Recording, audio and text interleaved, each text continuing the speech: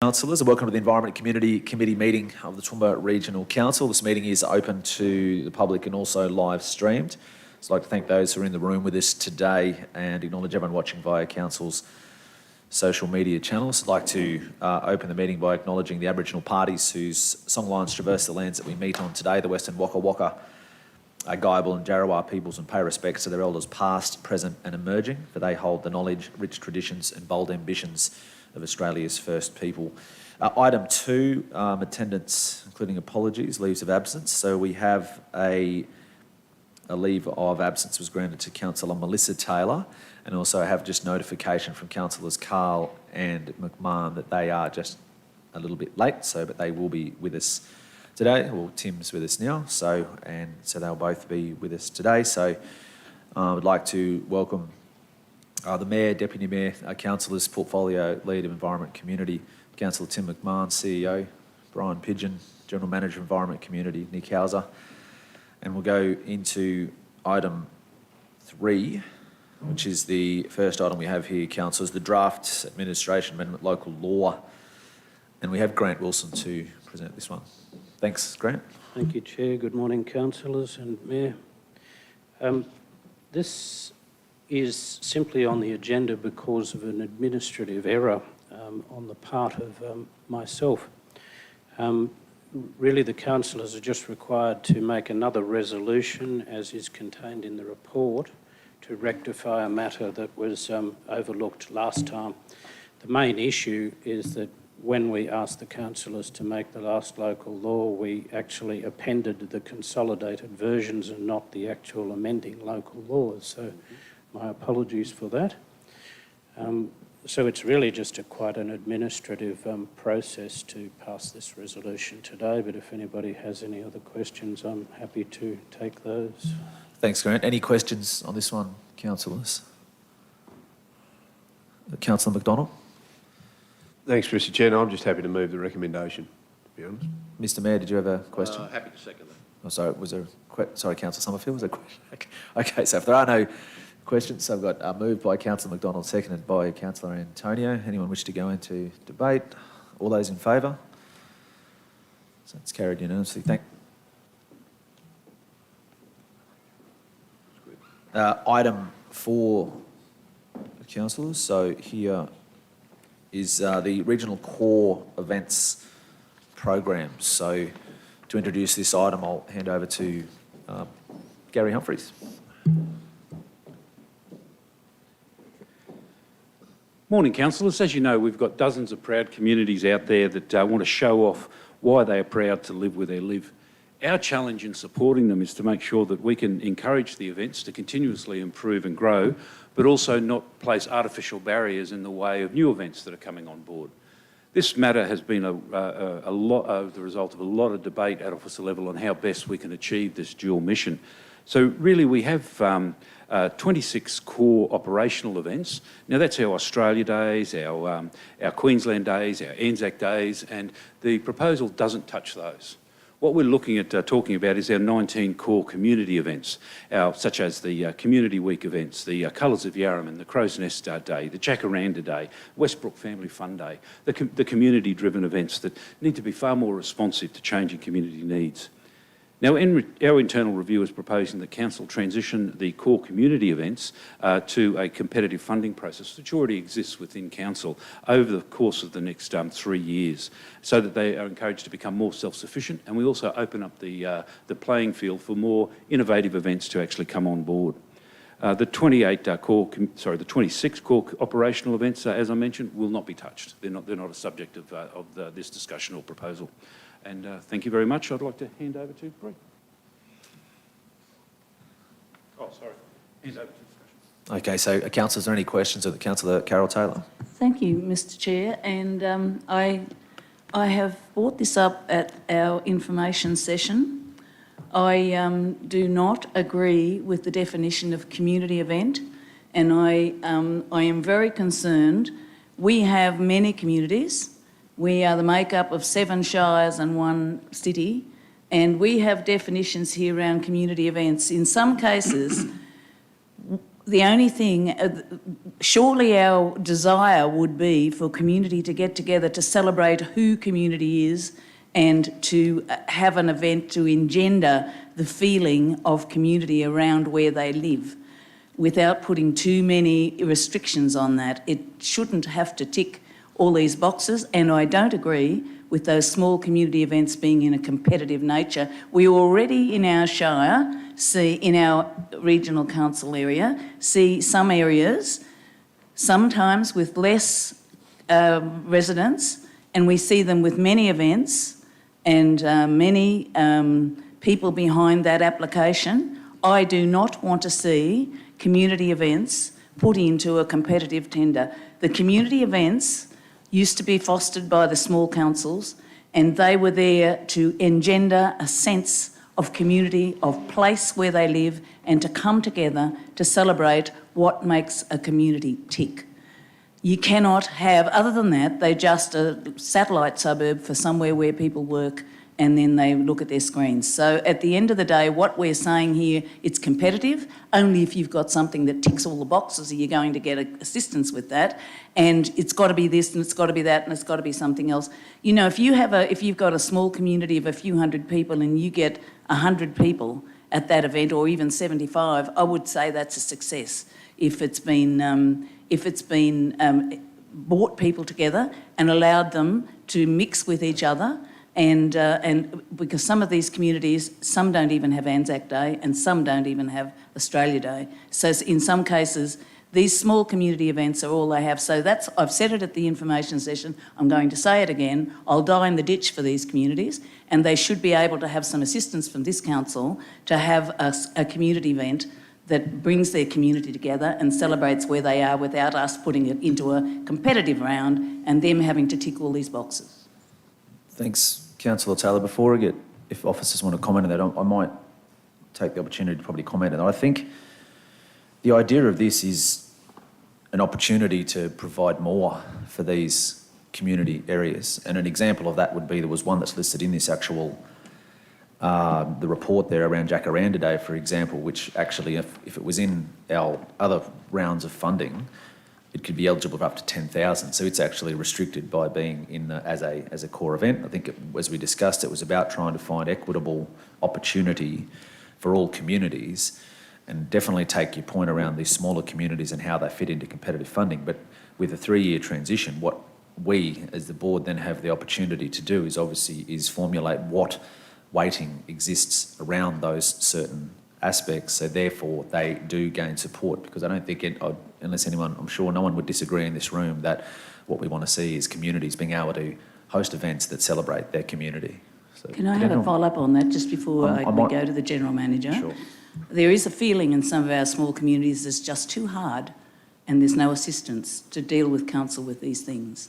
And I wonder why that is the case, and may tell us why there aren't more smaller communities applying for things. Okay, so I'll take that as a comment. I've got Councillor Shine. Thanks. I was just wondering whether Gary or the General Manager or yourself, Chair, might be able to explain why shows are not mentioned here, especially country shows. I know we help out Toowoomba Royal Show from time to time, and possibly others, but doesn't come into these categories apparently. Morning, councillors. Morning, Councillor Sean. It's because there's 2 separate core elements. So we have a core community support that we've come back with hall insurances and those kind of ones, and then there's the core events program that we're talking about here. The support for showgrounds sits within my program in the core support, and we workshopped that with council, I think, last year, where we support all the non-TRC owned assets across. So Brian Maru we support, Gumbunji Hayden, those kind of ones. So yeah, we do support, and it sits within that schedule, and happy to pass that through the GM for your information too. Thanks, Daryl. Any other questions on this one, councillors? Councillor Sommerfield? Thank you, Chair. I guess just to alleviate Councillor Carroll's concern, is there a population weighting in our program? that could be used as a consideration, or could we introduce that? Would that help to alleviate her concerns? Yes, that's quite possible to introduce a counter-population weighting so that the smaller the community, the more support we give them to stimulate their own growth. And we actually do that naturally anyway, to try and help the smaller communities come forward.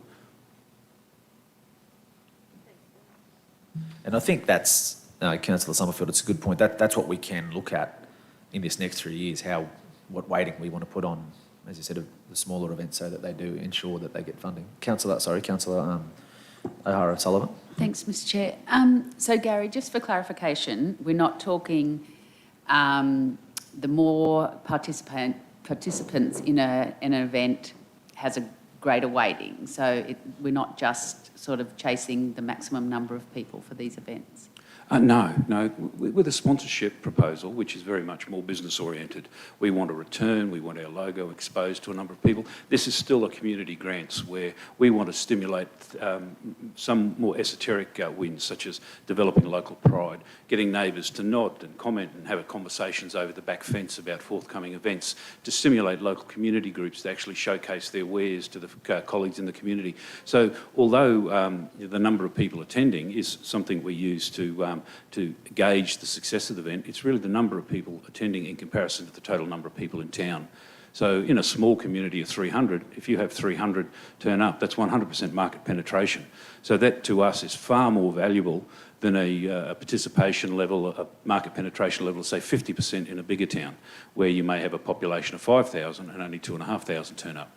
So numbers plays a role, but it's number of people in proportion to the number of people in town. Any further questions on this one, Councillor McDonald? Thanks, Mr Chair. Through you to Gary, I gather. On page 126 of board books, about halfway through the page above consultation undertaken, it talks about its proposed changes be made to the event support program guidelines with the introduction of a weighting scheme for regionally based events which assist in promoting tourism, social capital and community benefit. I guess that's the devil in the detail that we need to work through, and perhaps that's a conversation for councillors to actually work through that. I think that's the next phase. But in regard to, and so I'm happy to have that conversation, more than happy, and I think the points raised by Councillor Carroll and supported by Councillor Nancy certainly go a long way to addressing that. The opportunity here is for us as a community to actually celebrate our regional communities in a broader fashion than what they currently are under the core. That's my take on why this would be a transitional approach. With every good intention, unfortunately, volunteer base in some of our smaller communities is dwindling because of a variety of reasons. So, but then we have new people come to the region that may have different ideas that sometimes don't have the knowledge, and this is where Councillor Carroll makes a good point around working with the community. I know our CDOs work very closely with the community groups. This will remove some doubt around different grant schemes because there was a propensity, and I call out Westbrook Family Fund Day, propensity to get on this core support. So you're guaranteed funding for a period of time, when in fact ad infinitum until there was a decision made. And that was the propensity to do that. By having it the way that you're proposing, it actually gives not only council an opportunity to have a look at that event and its value, which there is value to the community, but also the organisers to regenerate their group, if you like, bring on new people, new ideas. So I'm pleased that it's a 3-year transition. I think it does give, and picking up on Councillor Carroll's point, it does give our officers a greater oversight, if you like, from an acquittal perspective, from event sustainability, which is one of those volunteer issues. So the 3-year transition's a positive for me.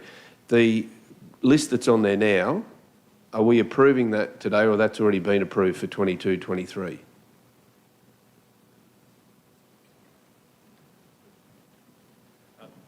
To answer your question, Councillor, if you had the list we're approving today.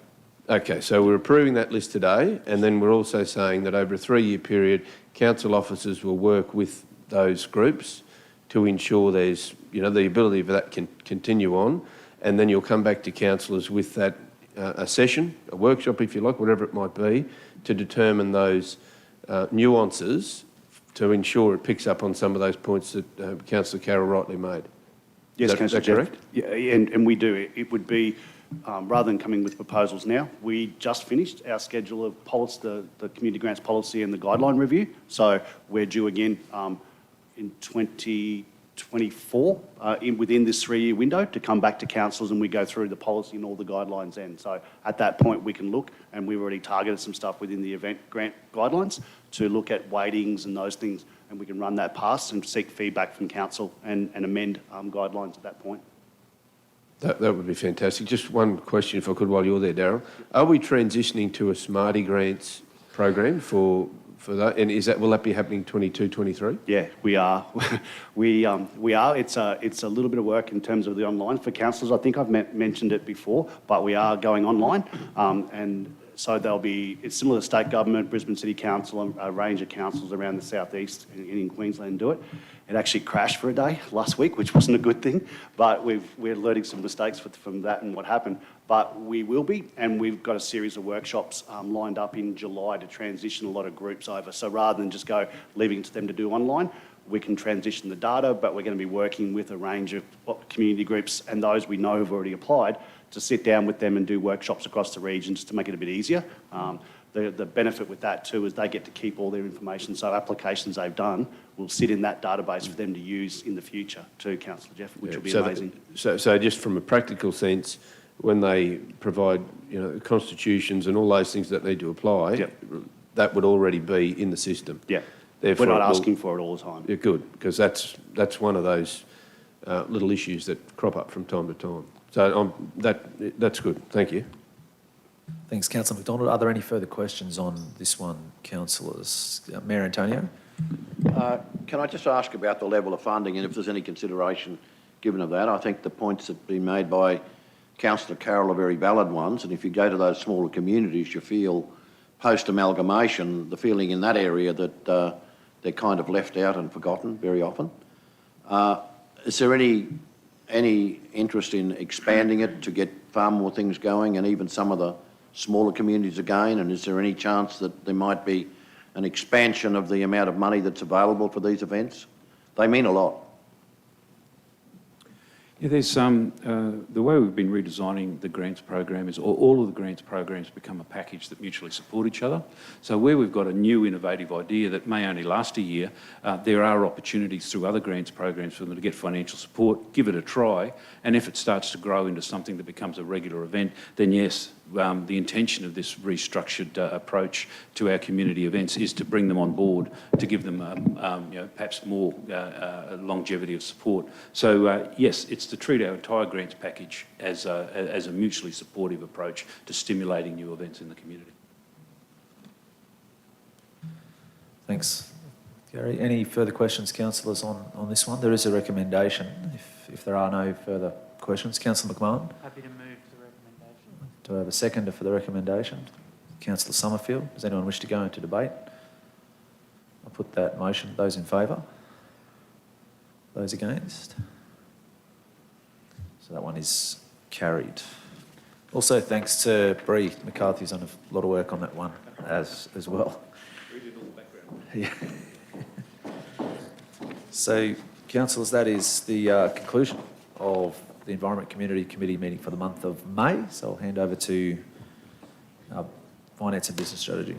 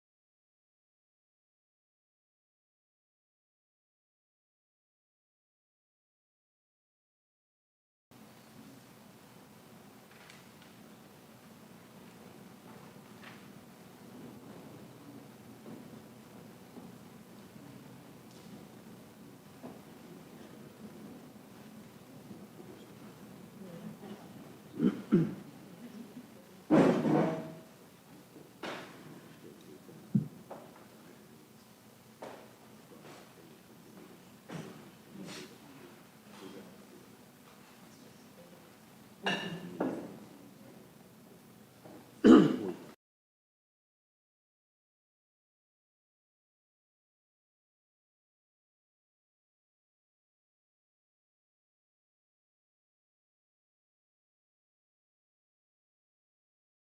morning, councillors, and welcome to the Finance and Business Strategy Committee meeting for May. Welcome to the Mayor, councillors, Councillor Shine as the portfolio lead, and obviously we are live streaming this, so welcome to those many thousands watching online and those in the gallery. We appreciate your interest in these council decisions. Can I begin by acknowledging the Aboriginal parties whose songlines traverse these lands we meet on today, the Western Waka Waka, Guyabal and Jarrawa peoples, and pay respects to their elders past, present and emerging, for they hold the knowledge, rich traditions and bold ambitions of Australia's first people. Welcome to the CEO, Acting General Manager Anne-Marie. Our first item, leave of absence, apologies. We do have an apology from Councillor Melissa Taylor to note, and there's no other apologies here to record.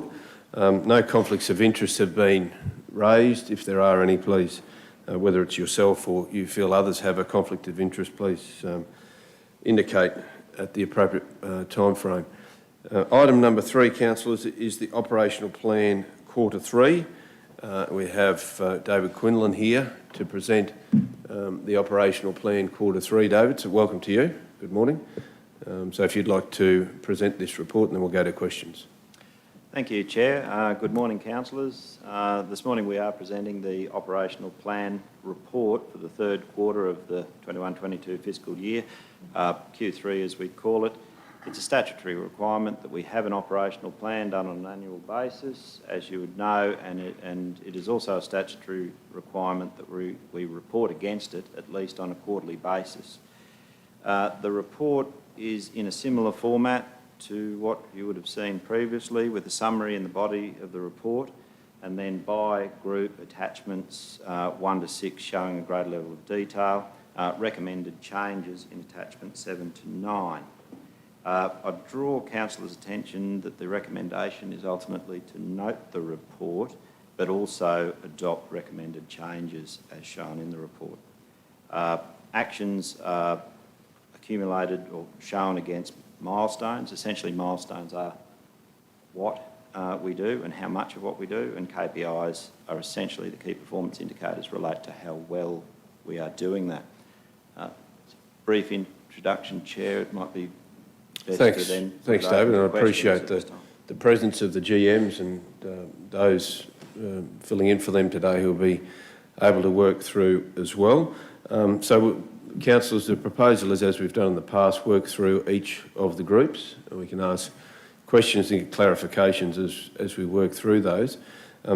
David, just as an overarching question for you at this point, given where we are, we're in now May, and we have effectively 1 month to go, albeit that this is reporting a quarter, is it strange that we are receiving operational changes to the organisation so close to the end of a financial year? And if so, is this something that we should be perhaps thinking about for the next operational plan and just putting those things in there? If you'd like to make a comment on that. Certainly, Chair. Your question is an excellent one. It is true that from a statutory perspective that Council through resolution can change an operational plan at any time throughout the year. You will have noticed that particularly in the first quarter after BR1, or second quarter it might be, taking into account BR1, it is expected that there would be changes given that the operational plan is put together oftentimes before the total detail of a budget may be known. And we saw greater changes there, and also with Budget Review 2 there would be some changes. It is a reasonable question. You'll see that the number of changes are less, but you do raise a good point, and I think it's in part due to it may be more useful for people to report against where they are, just because there is a red cross noted. Commentary can probably deal with that in a way rather than change the actual requirements at this time. It is a fair question. Thanks, David. That's something to consider. So, councillors, we'll move to the CEO's section, which begins on page 157 of board books. The CEO's here to take some questions, and obviously other groups if they crop up as well. Councillor Shine?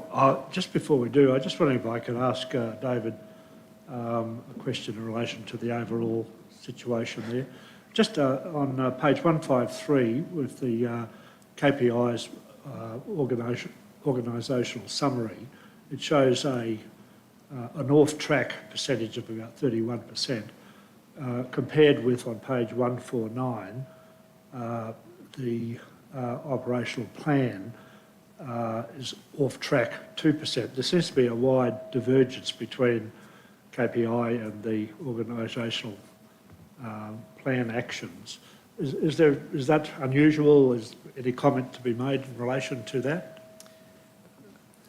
Your question, I would have to, Councillor may have got ahead of me there with which pages you were looking at. Okay. Your numbering may be a little different to the report I I see. hold, given the... Yep. Well, it's on page 2 of last paragraph on page 2 of 9 of yours. Yes? And compared with the KPI on page 6 of 9, the top one, top diagram.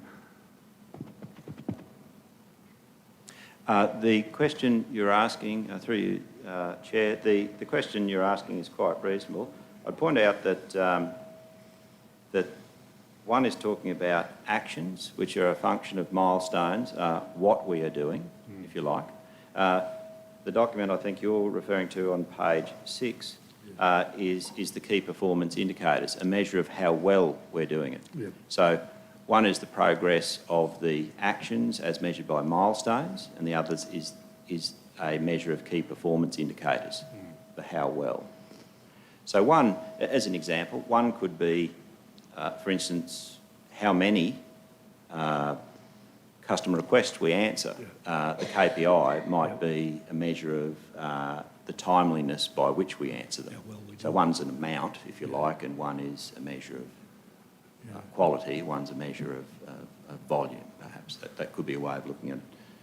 I suppose in a perfect world they'd be similar as opposed to divergent. Yes, yes.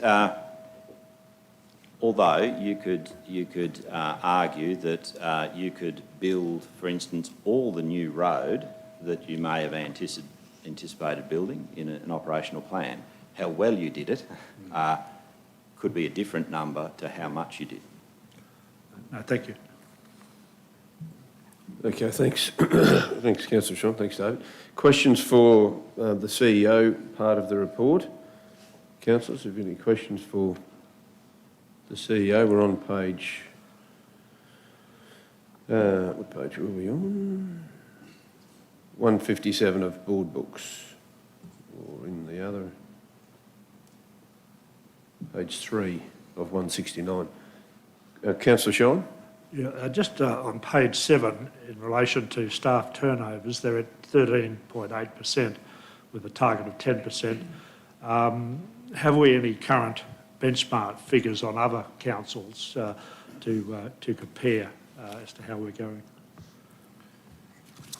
Councillors, we do have some specific figures, but I just don't want to quote those exact figures, but I've got some averages that have come through from, or preliminary information from the LGAQ, which it's pending approval on their official data that they do, and it's broken down by the category of local government. So they're saying overall Queensland local government sectors is about 8%, South East Queensland councils is 5%, coastal councils 9%, rural and remote councils 14%, that's higher. Resource councils 17%, which there's a bit of a distortion in the market there, obviously, because they're competing with a lot of those resource companies. And then Indigenous councils 22%. So that's preliminary figures provided through by the LGAQ. We do have some information from some of the other councils, But I don't want to quote that because I'm not sure whether they're quoting rolling annual averages or their last monthly average, which can be obviously different figures. So without, I just don't want to misquote any figures from any of the surrounding councils. Okay, thank you. Thanks, Councillor Sean. Any other councillors? Any other questions? Councillor Nez. Thanks, Chair. So, Brian, I wasn't going to ask about that, but which of those that you quoted were actually relevant to Toowoomba Regional Council by comparison? Because rural and remote certainly isn't, and Indigenous aren't. So I just wondered what ones really are relevant and comparable for us. Yeah, I think it's difficult to put us into one of those categories because we certainly sometimes counted as South East Queensland councils, sometimes we're counted as rural councils, and we actually border on also some of those resource councils as well. So as you're aware, we sometimes associate to the west and sometimes to the east. So we're in a bit of a unique area. We also have obviously some distortions in the market at the moment with some of the competition for some of the developments that are going to be happening in the area as well. So it's a bit hard to categorise us exactly where we fit, but we could do some further digging with LGAQ to see where they categorise us, to see where they think we're fitting at the moment within those statistics, because I'm assuming to produce those statistics, they obviously have classified us somewhere in there, so I'll have to find out exactly where they've put us. Yeah, but I imagine it would have to be comparable to the wages that we're paying our staff. So if you can think about the wages that we pay our managers, general managers and yourself, what schedule we use for that would be comparative for employment as well. I would imagine they would be hand in hand. But, you know, we do have some really sticky times ahead, I believe, in relation to employment. So it's probably going to be a figure we're going to be watching for a long time, I think, given everything that's going on. So it'll be an interesting, rocky time ahead, I think. Yeah, and I think that bears out on this morning. Anne-Marie Ryan circulated some figures to councillors about all industries throughout throughout Australia, and some of those are quite different when you actually have a look at some of those figures, which compares across all industries in there. So it's an issue right across Australia at this particular point in time of high staff turnovers. It's a very long document, so it'd be great if we could get some sort of short, sharp table out of it that would be relevant for us too. So there's just 2 pages, I think, on that one, 14 and 15, I think, in that one. We got a full PowerPoint. Sorry? We got a full PowerPoint sent through on email. Yeah, so I think page 14 and 15. 14 and 15. The CEO sent. Oh, is that what you're saying? Probably the 2 most important. They're the ones that basically give you the total that's probably essences it down to the information. Yeah, good. Thank you. Sorry, just to finish off on that, I think it was last week sometime on the ABC, there was, ABC Radio, there was a conversation around this very subject, and one of our councils that adjoin us has gone from 6 to 9 to 15 just this year, percent turnover. So it is an issue for industry, for everywhere, but it's how we deal with that, and that's a conversation for Anne-Marie and Rosita as well to work through, and they've already got some ideas which have been bearing fruit, but I think that's certainly a conversation for us to keep on track of. Yeah. Sorry, I interrupted your next question. Yeah, no, you're right, and you know it's a good conversation for us to have because in line with all of that is also the lack of housing. You know, you want to bring people to the region, well, where are they going to live? So it's quite a large issue. So, Brian, just on page 6 of 9, the very first one, I'm just wondering if this work will be done in time to inform the new corporate plan process in July.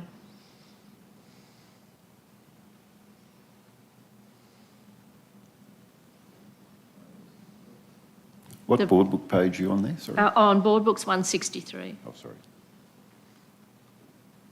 The very first one.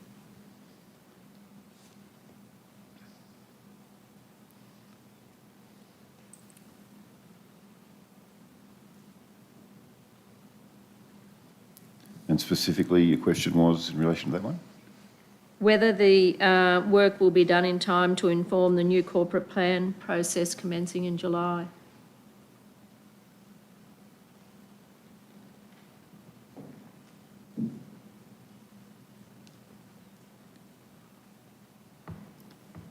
Oh, sorry. Okay, in the comments you're talking about there, are you? Yep.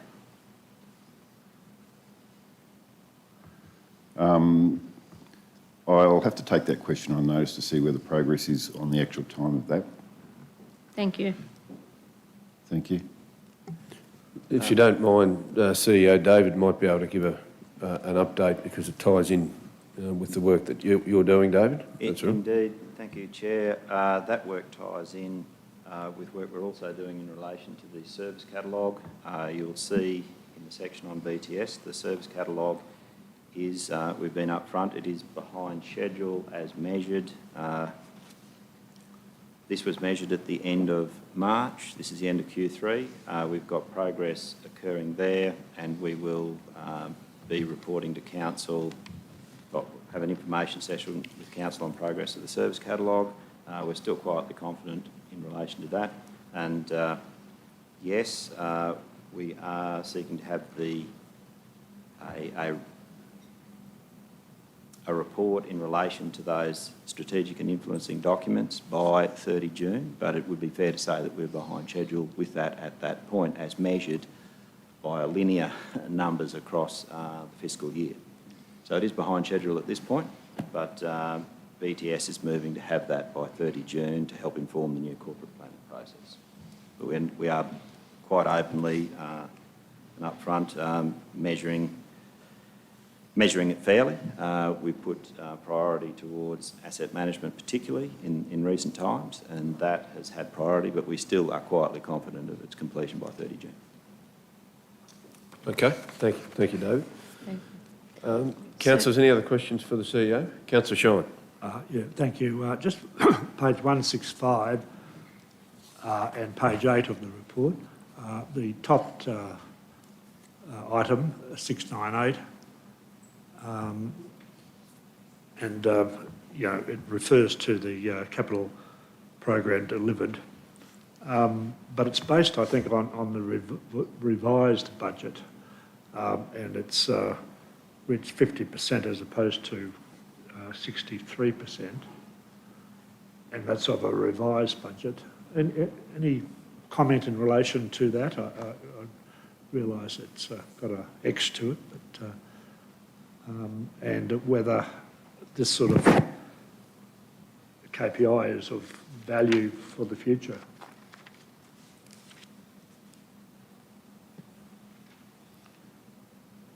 I'm just reading, it's one that actually comes from the page before that one.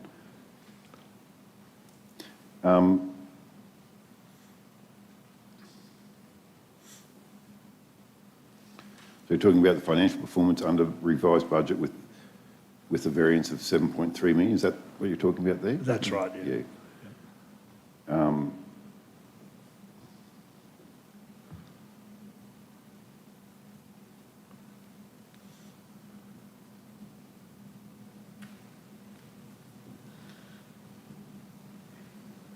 Yeah, so we're still under expended compared to the revised budget at this point in time. And a lot of that is due to, obviously, the vacancies that we have, but also the capital program we have at this point in time. Again, we are behind where we'd like to be at this point in time. I know all of the GMs are working hard on trying to progress those projects by the end of this year, but it's something I think we need to look very hard at with next year about the full capability of each group to deliver the allocated capital works that they're given in the financial year. Some of the GMs may be able to give you some more detail relevant to that as part of their debrief today. It's sort of not a novel problem, is it, from year to year? Yeah. There has been some issues in relation to materials and materials availability, a few things there, but I think the GMs would be able to give you a little bit more detail as to the specific effects within their own branches and groups. No, thank you. Thank you. We've got a capital session next week.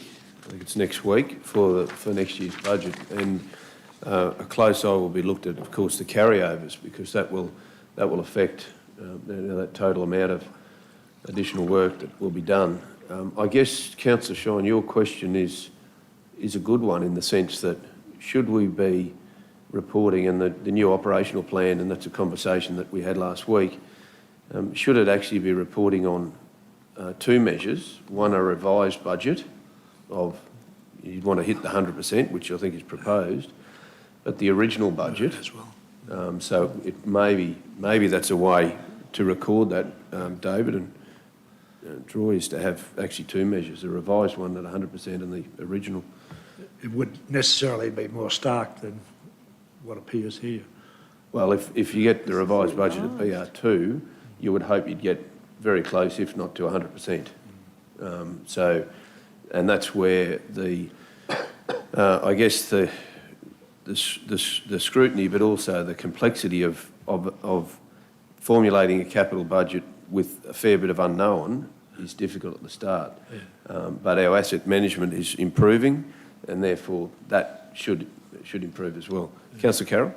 Thank you, Mr Chair. I don't think it's fair to read this in isolation to the other parts of the organisation in their operational plan, and we've had 3 flood events inside months, staff shortages and whatever. So, I mean, I think that this is a figure here, but if you've read the whole thing through, you will realise that it's quite complex. Yeah, no denying that. Councillors, any other questions for the CEO? Councillor Nancy? Thank you, Chair. This is for the governance section, so does Brian respond to that, or? Well, Yeah? the CEO will respond to it. Yeah? Grant's Thank you. here in case, Yeah, it's yeah. governance and legal, isn't it? Yeah, I was just trying to make Yeah. sure I was doing it in the right place, that's all. And so just going back to that, though, that is the revised budget up there, those stats. That's what Councillor Shine was pointing out. Yeah, So can you yeah. just give a page and what have you? Yeah. Nancy, 'cause we're So struggling. Board Books 169 or page 12.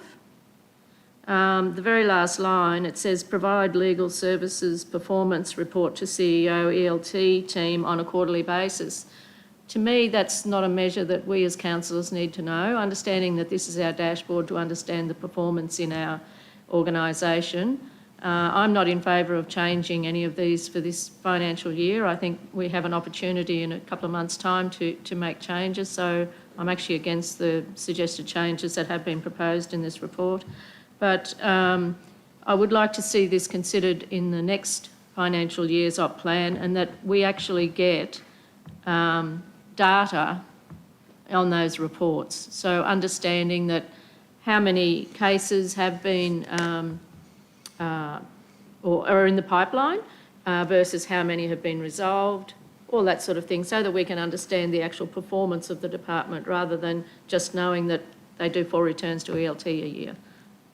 I find that not very helpful for us to understand how it's performing. Thanks, Brian. If you're aware, I do a legal services summary each month to councils that gives you the summary of the issues for that department. We could just, I suppose, within that report in itself, condense that information back if you would like further information. But Yeah, well, I think we do need to understand performance rather than just that 4 returns were provided to ELT per annum. Yeah, and we could give it in gross figures without getting obviously any detail. Oh, we don't want detail. We need to know that how many there are in the pipeline, how many have been resolved, in what time frame, that sort of thing. Thanks. We'll make note of that. David and Troy are making note of that as well, Councillor Nancy. That's the benefit of having this session now after last week, and if things crop up out of here, then we can shoot them through as well, which is great. Any other questions, councillors, for the CEO? If not, we'll move to Environment Community, which is page 174 of Board Books, and invite General Manager Nick to the lectern. Any opening remarks, Nick? Are you happy to take questions? Yes. Okay. Questions, councillors, for ENC? Councillor Shine? Just get to it. Oh, did you? Right. On page Thanks. Yeah. 22, of the report in relation to the Mill Bay creche and gym being closed. Is that result there, the target 170,000 as actual 73,000, that discrepancy, is that solely due to staffing or as a result of the flooding or some other reason? Thanks, Councillor Shine. Good morning, councillors. The attendance numbers at Milne Bay are a result of a few things. Number one is, if you recall, councillors, we did the renovation of Milne Bay from July through to November. The facility was closed until it was reopened, so that had a large impact on the number of attendees. And then we did have flood damage with the January storm, which affected the creche, as is the commentary included for this quarter. So the creche and the gym remain closed. And that's largely as a result of trying to resolve with our insurer the appropriate actions that we can take. So we're kind of ready to get in there and do what we need to do to make the repairs and reopen, but we're waiting on the outcome of the insurance assessors, and they're obviously busy dealing with a whole heap of other things. We have become more assertive in our conversations in trying to get some access there so that we can reopen and return those facilities. So there's a combination of things that are manifesting in that large discrepancy between the actual attendees and our target attendees, probably most heavily influenced by the closure up to, until November. Just, if I might, just on that, some people no doubt or do travel to Highfields to use the facility up there. Do we track this as to where people, from where people come to attend the Highfields one, and with respect, in terms of reciprocal arrangements with the Milne Bay one? We do have reciprocal arrangements, so if you're a member of Milne Bay, you can attend Highfields, and if you're a member of Highfields, you can attend Milne Bay. We don't have, our systems don't allow us to track that cross, I don't know what the word is I'm looking for, but if you're a member, it's not tracking for us. If you're a Milne Bay ordinary attendee, but you're at Highfields, we can't track that at this point in time, but certainly that reciprocal arrangements occur.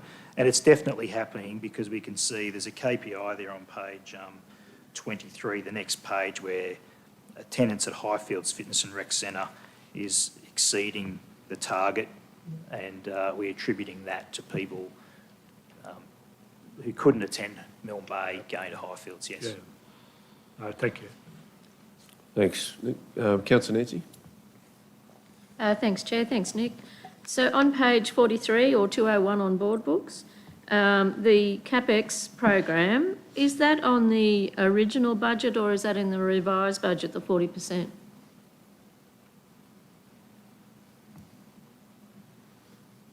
get to that, So we're looking at Parks and Recreation here. Approved capital projects at practical completion stage within the financial year. We would be looking at the revised budget there. This isn't in relation to budget expenditure, this is in relation to practical completion of those projects. So it would be in relation to the revised program. We wouldn't be reporting practical completion against the original program. Yeah, okay. This is one of those ones that came up last week. We're going to look at consistency across all. Yeah. So this is slightly different to the other ones that you're looking at too, which talk about budget expenditure. This is about practical completion, which is an interesting measure because that's probably what we're interested in. Really, is getting the projects done rather than the money that we spend. Yeah, I don't want to hear that we've procured this much. I want to hear that we've actually completed this much. I think that's a much more vital measure. And that's what this is trying to do. Yeah. So do you see that increasing much before the end of the financial year? We're hopeful, Councillor Summerfield.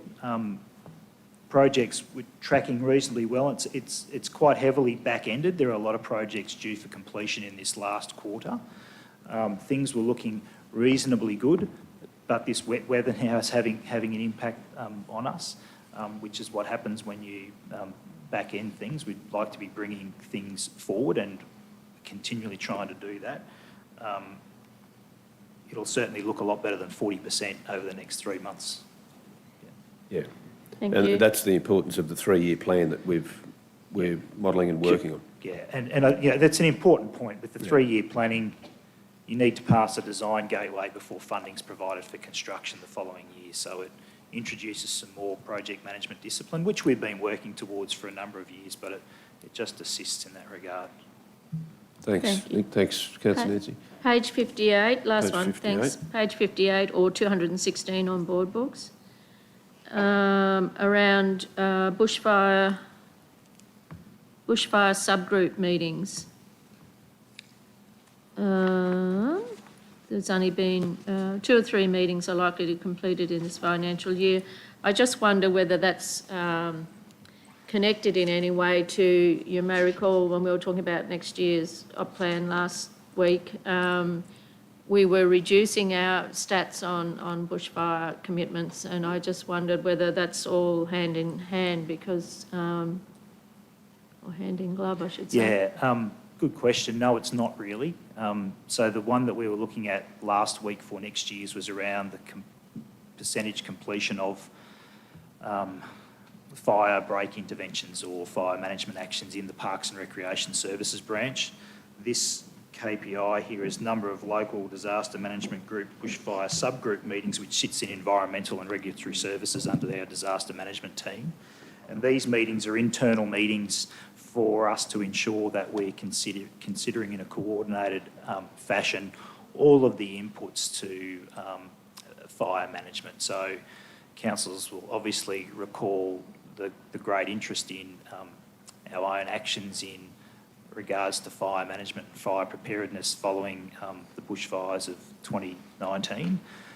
And so it's more than just about making sure we're conducting hazard reduction burns and building fire breaks. It's about our approach to the planning scheme. It's about our education and awareness to community. So we have an internal working group that meets to take a coordinated approach. Now, the reason we've completed 1 of 3 and we're indicating we'll have completed 2 of 3 by the end of the financial year, so we haven't quite met our target of 3 meetings per year. That's largely been interrupted by the need to activate the local disaster management group in response to flood emergencies, but also with the past resignation of our manager property services, who was also the LDC, and his replacement and the transition across to environment and regulatory services created a gap for a period of time. So that's caused interruptions to us. I think it's still positive and we continue to focus around that. I don't feel as though we've lost a hell of a lot of momentum as a result, and our disaster management team's very active in this space and engagement, trying to do community awareness raising. Thanks, Nick. Appreciate it. Thanks, Nick. Councillor Sean? Yeah, no, thanks, Chair. Just if you could go to page 25 of the report, the attendance at community rooms. I noticed the target, it's 188, that the target is 26,000, but the actual is nearly close to double that, 46,000. Is that sort of, was the target lowered because of COVID or some reason like that, or is it, a sign that people are coming back in great numbers again, or put it down to any other reason? We're certainly experiencing a really big COVID bounce back. So people are, in this particular situation, taking advantage of our community rooms and the civic precinct here. In relation to setting the target to begin with, I actually can't recall whether we set a lower target as a result of COVID. I think we probably did. Having said that, in terms of next year's target, we've taken into consideration this year's performance, and I don't know what next year's target is, but it's certainly taken into consideration this, and it's much larger than what the annual target is that we've set for this year. So we're monitoring, the environment and responding to that appropriately. Thank you. On page 43, in terms of the change project attendance, this is the top one on page 43, 444. Again, it's a startling increase, more than twice the number of the target, well and truly more than twice. Would that be similar explanation, do you think? Partly, yes. So there is, again, there's the COVID bounce back factor there, and the fact that we'd set conservative targets to begin with. But we're also successful this year in obtaining funding for, I think it was called the Active Kit program. And so that's been funded and brought additional resources into the organisation and additional programs, which has resulted in that greater participation. So that's a one-off hit for us around that particular program. So that's contributing to that increased performance. Thank you. If I might, page 44, the number of trees planted, again... Just before we go on to that one, Sorry. Councillor Tim, was yours on that particular subject? No? Sorry. Okay. You're right. Sorry, Gary. Okay. The number of trees planted, the target was 1,250 and the actual is over 3,000. Some explanation for exceeding the target so well? I think our annual target is 3,000. And so the performance that you're seeing here exceeding the targets in relation to the way we phase that target of 3,000. So we've obviously thought that we would be planting a lot of trees in the June quarter and phasing's been set accordingly. It's kind of difficult to predict because we will try and take advantage of prevailing environmental conditions as they present themselves. So if we're getting wet weather and it's favourable to the establishment of the trees, we'd bring forward the planting program. We've got the flexibility to do so. I think we've set next year's target at 3,500 or 3,300 or something like that. So it's quite realistic, I think, and it's trending along with our performance over time. Thank you. Thanks. Thanks, Councillor Sean. Councillor Megan, then Councillor Tim. Thanks, Mr Chair. Nick, just on page 182 of Board Books, I realise it's the item about the satisfaction of the Aboriginal and Torres Strait Islander programs and that the target is 90 and it's not being reported until in future. Can you tell me about what sort of programs can you give me some information about that? It will be programs like our NAIDOC Week activities is one that I can think of. Reconciliation Week would be another. There are a couple of examples. I can't really think of any other specific programs off the top of my head. That'd be the two. That'd be the two main ones. Councillor McMahon. Thanks, Chair. Can I firstly endorse Councillor Shine's comment about the raving success that is the Change project at present, and when we plant trees, it's the post-planting water that is the biggest issue, and with substantial wet weather, that's been good, so good to see those numbers up. Nick, I suppose I just wanted to have a broader conversation about libraries. I'm very aware that we have been doing a lot of work regarding them and strategies and transformation and all those things, and that work's ongoing, and we'll continue to see some benefits and some changes coming out of that work in due time and due process. I suppose that's married up with in this report, you know, there is a fair few underperforming parts in the library. Section 24 underperforming. I'm very aware that a lot of them are COVID related, and you know, as we hopefully look towards the back end of that now, we can start to see some of those numbers change up, you know, get better attendance, those kind of things. I did just want to pick up on though where the majority of our red crosses are coming from, and of course we need to report the whole story, not just the red ones, but Councillor Megan mentioned the Aboriginal and Torres Strait Islander programs that are well below or not even happening at present. We've got library literacy programs for adults and children that are being run in changed format but are well behind their hoped attendance rate. The attendance at art galleries and the attendance at libraries are all well down, and I'm very aware that there's legitimate reasons for that, and certainly acknowledge that our team does some great work there. But I suppose moving forward, we're looking to change the operational plan so that we're not reporting on those individual facets. And I suppose I'm just wondering if as we move forward, broadly speaking, we've got a post-COVID era, we've got a transformation strategy of our libraries, we add all these ingredients into a recipe, could you envision that as we move forward, the sort of the red will go down and the blue will go up in library services? Just the way we're heading. Is the work we're doing enough in all of the parts to see a change around in that? Thanks, Councillor McMahon.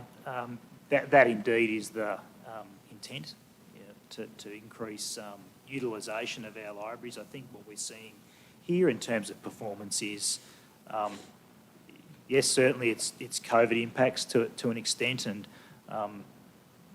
changing people's behaviours around attending, but I don't think that goes all the way to explain the reduction in attendances. I think the way people are using libraries has changed. We've seen a dramatic increase in the uptake of online resources and e-resources as well, so that's moving from physical attendances to online resources, and it seems to be happening reasonably quickly. So the work that we're doing now is around addressing that, understanding the way people use libraries and want to use libraries, reviewing the programs that we provide to ensure that they are relevant and attractive to people to continue to come into the libraries, because that human connection and interaction is very important, and that's what libraries are about.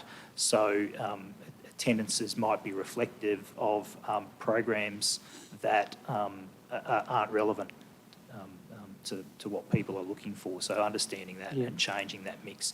And it seems to have happened quite quickly. So that's the way it's doing. And your question was, is the work we're doing heading towards better performance?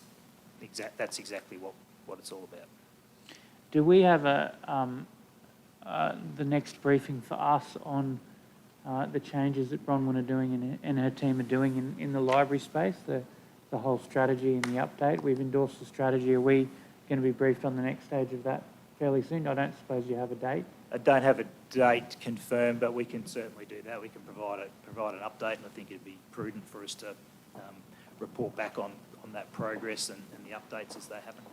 Yeah, thanks, Nick. I suppose just a comment is it's probably coincides with the starting of this term of council has been COVID, and we've seen the same issues COVID-related since I've been sitting around this table, and I look forward to brighter days ahead regarding that, and thank you and your team for sort of doing that work as well. Thanks. Thanks, Councillor McMahon. Any other questions, councillors? No other questions. Thank you, Nick. Thank you, Councillor. Just while we've got you, Yes. You've got some changes mooted in your operational plan, Don't think I did. didn't you? I thought you did. Maybe it's planning. No, it's CEO, sorry, water and waste and planning. No, you haven't. So, thank you. Thank you. Thanks. Good on you. Well done. I can make some up if you want me to. Yeah, top marks for being attentive. Well done. Thank you. So, councillors, we'll move then to finance and business. And Anne-Marie is here to answer any questions. Did you want to make any opening remarks, Anne-Marie? Okay.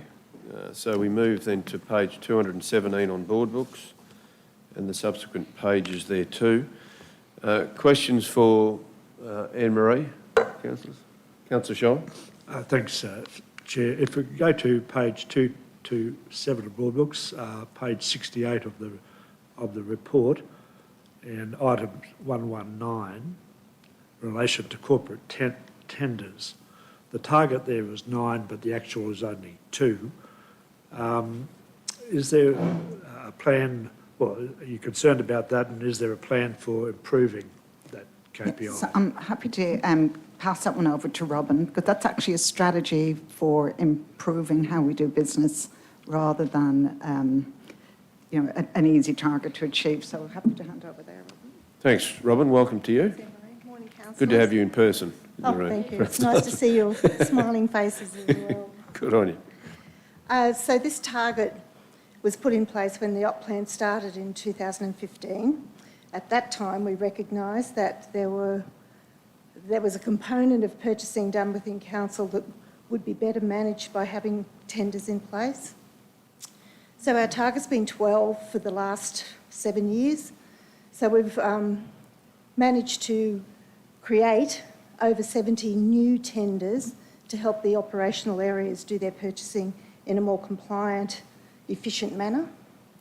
I think we've gotten to the end of that low-hanging fruit. We have removed that target from next year, and that's because we've only got 2 out of 9. That's not to say if we identify something, of course, we progress with it. We don't not progress with it, but we've cleaned up what we thought was a risk to the organisation. Any questions? Thank you. If I Yeah, could have sure. another one, yeah. Sure. If you go to the next page, I think it is page 69, 228 of Board Books. Just refer to the item 297, local spend target, 60%, but the actual is 64%, 141.8 million. This has to be regarded as a great result, and how did you achieve that? Well, focus. A great team that we've driven the local supplier spend quite significantly. We've been successful in assisting the workforce to recognise that spending locally is what council wants to do.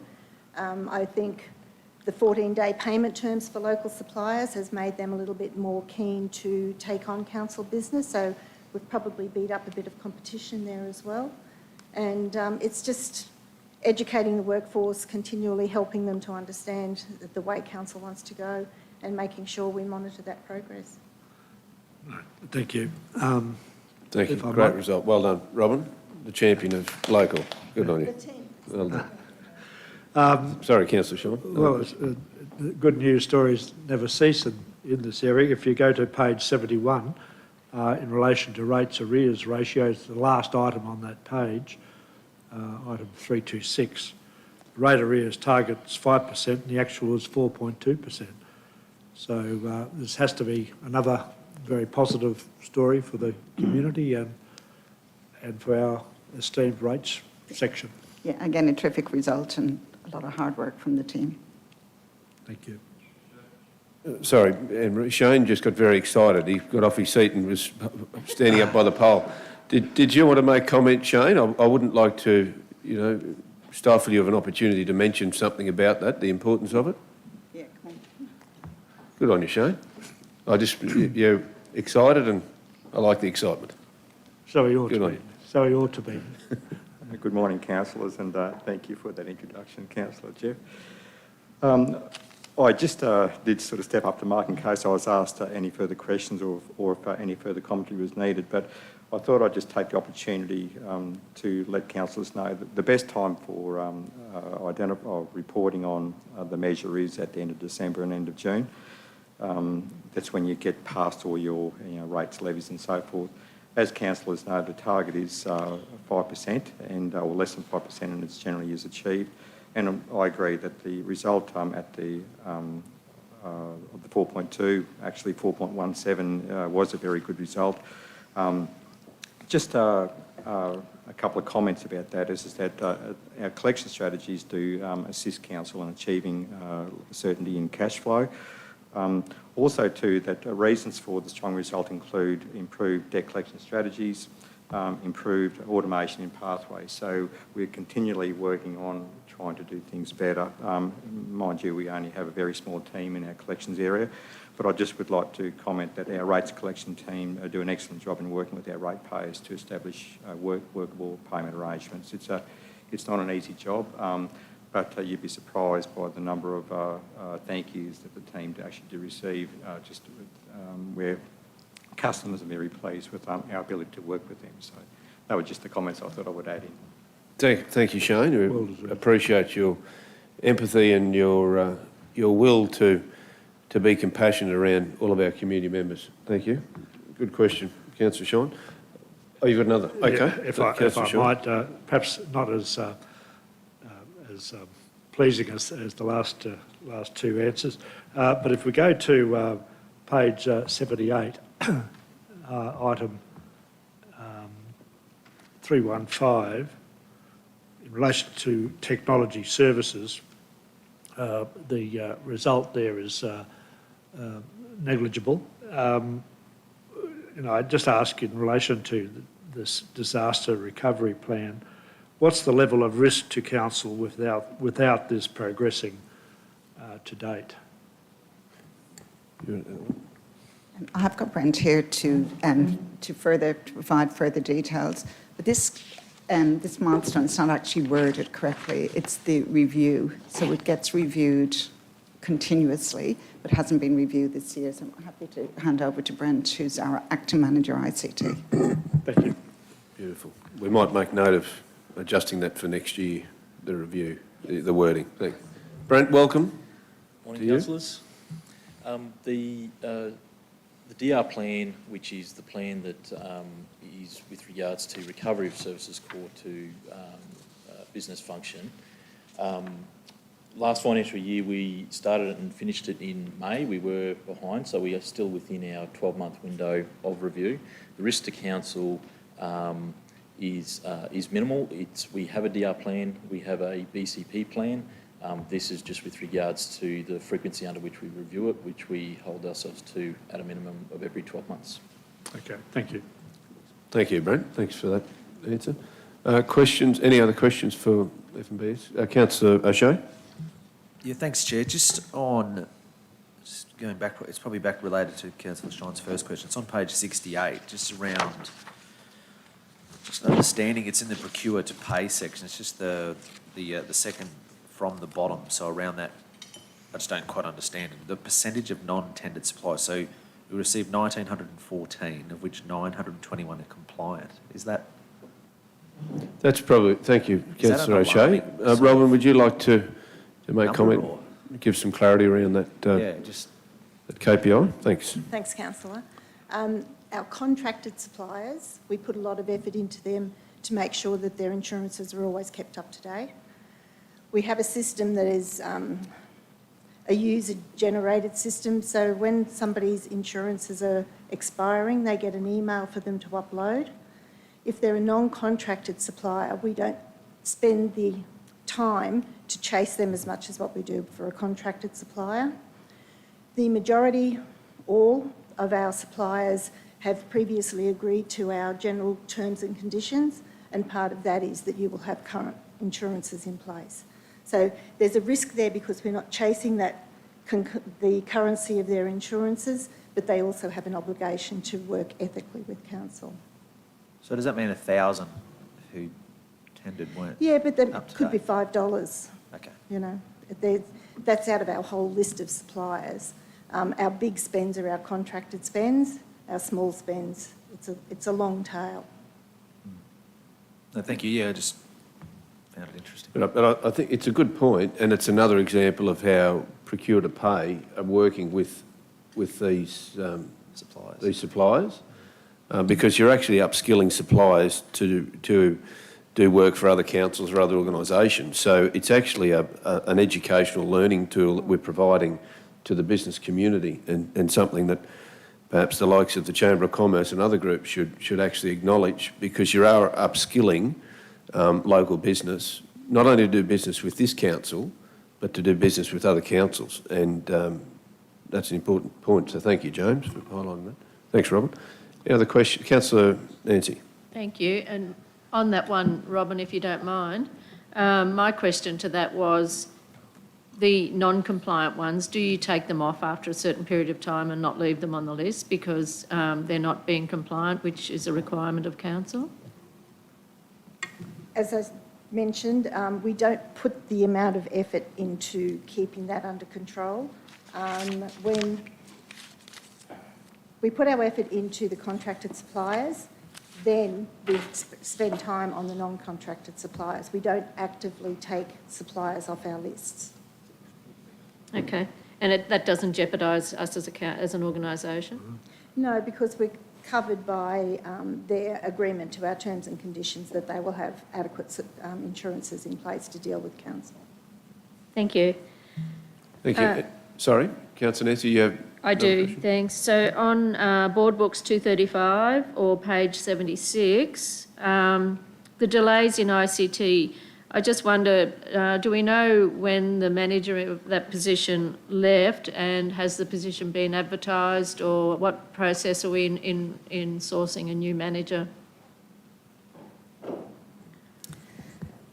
Yes, Councillor, so the manager left in December. We went through a process reviewing the PD. We advertised Australia-wide. We had over 90 applications for the position. We have made an offer to a suitable candidate, and we're just waiting to finalise the contract arrangements. Good. So, and I can say this is somebody that from out of town came up to see, from out of state, visited Toowoomba with their partner and job seeking in the region. So a good result, so there'll be more on that as soon as we finalise the negotiation. Fingers crossed. Thank you. So on Board Books 248, which is page 89, in the comments up the top, that very first one, it says recruitment of key positions is underway. Do we know how well that's progressing? Is that gaining momentum to get the outcomes that we need? Yes. I know that we went to the market for the recruitment lead. We were unable to, we've been out to the market twice. We didn't receive a suitable candidate. We know of another 3 neighbouring councils that are out to the market for this position as well, with the same results. So now we are partnering with local HR companies in the recruitment area to work and partner with our team to upskill the more junior members of our team to develop skills, and we'll test the market again in a couple of months. So this partnering through local buy with local suppliers in the recruitment area, and that's proven very successful to help recruit across the organisation. Great. Thanks, Anne-Marie. Thanks, Councillor Nancy. That's it for you for the time being. Thank you.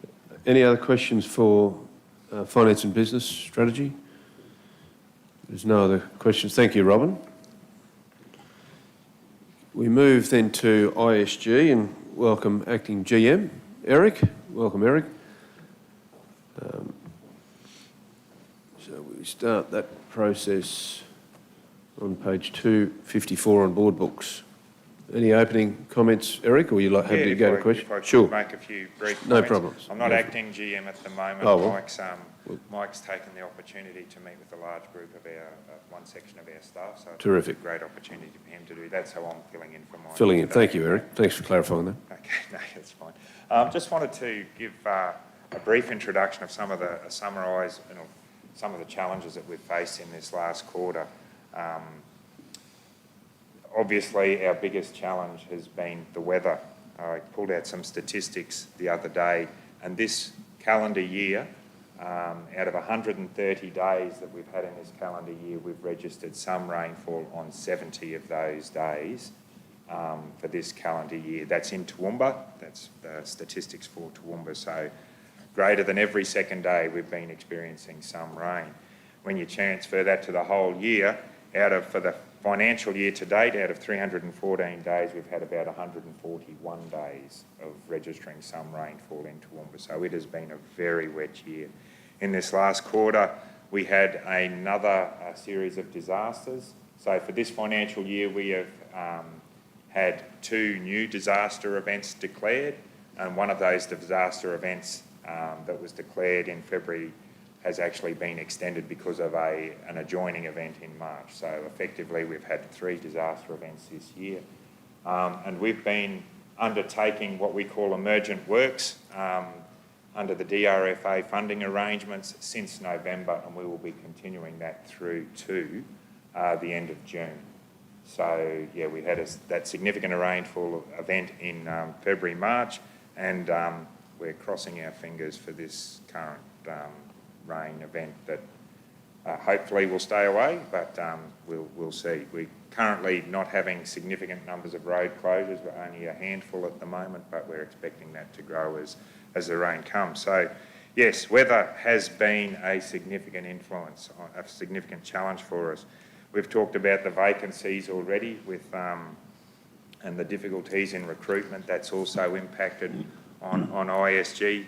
Sorry, going back to that weather, it's deteriorating our roads. It's a double-pronged issue for us. It deteriorates our roads, and it also impacts on our delivery, on our ability to be able to perform works on the roads and with the stormwater. So that's creating a significant challenge for us. In this last quarter, we've had the continuing COVID impacts, not only with our staff vacancies, as there's been a peak in local cases, which has impacted on our staff being away in isolation and close contacts, but we're also seeing an increasing effect on prices of materials and availability.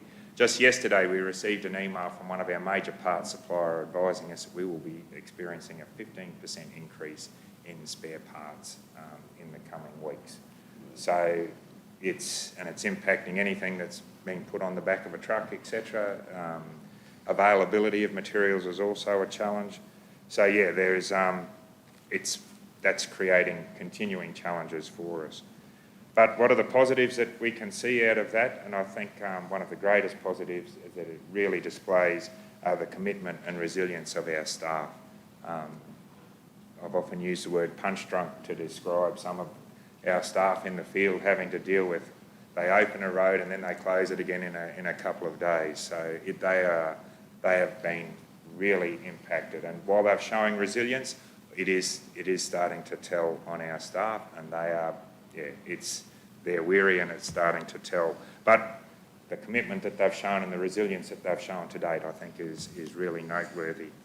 And then also with COVID impacts and with our flood impacts that we're getting, there are funding opportunities that will arise out of that.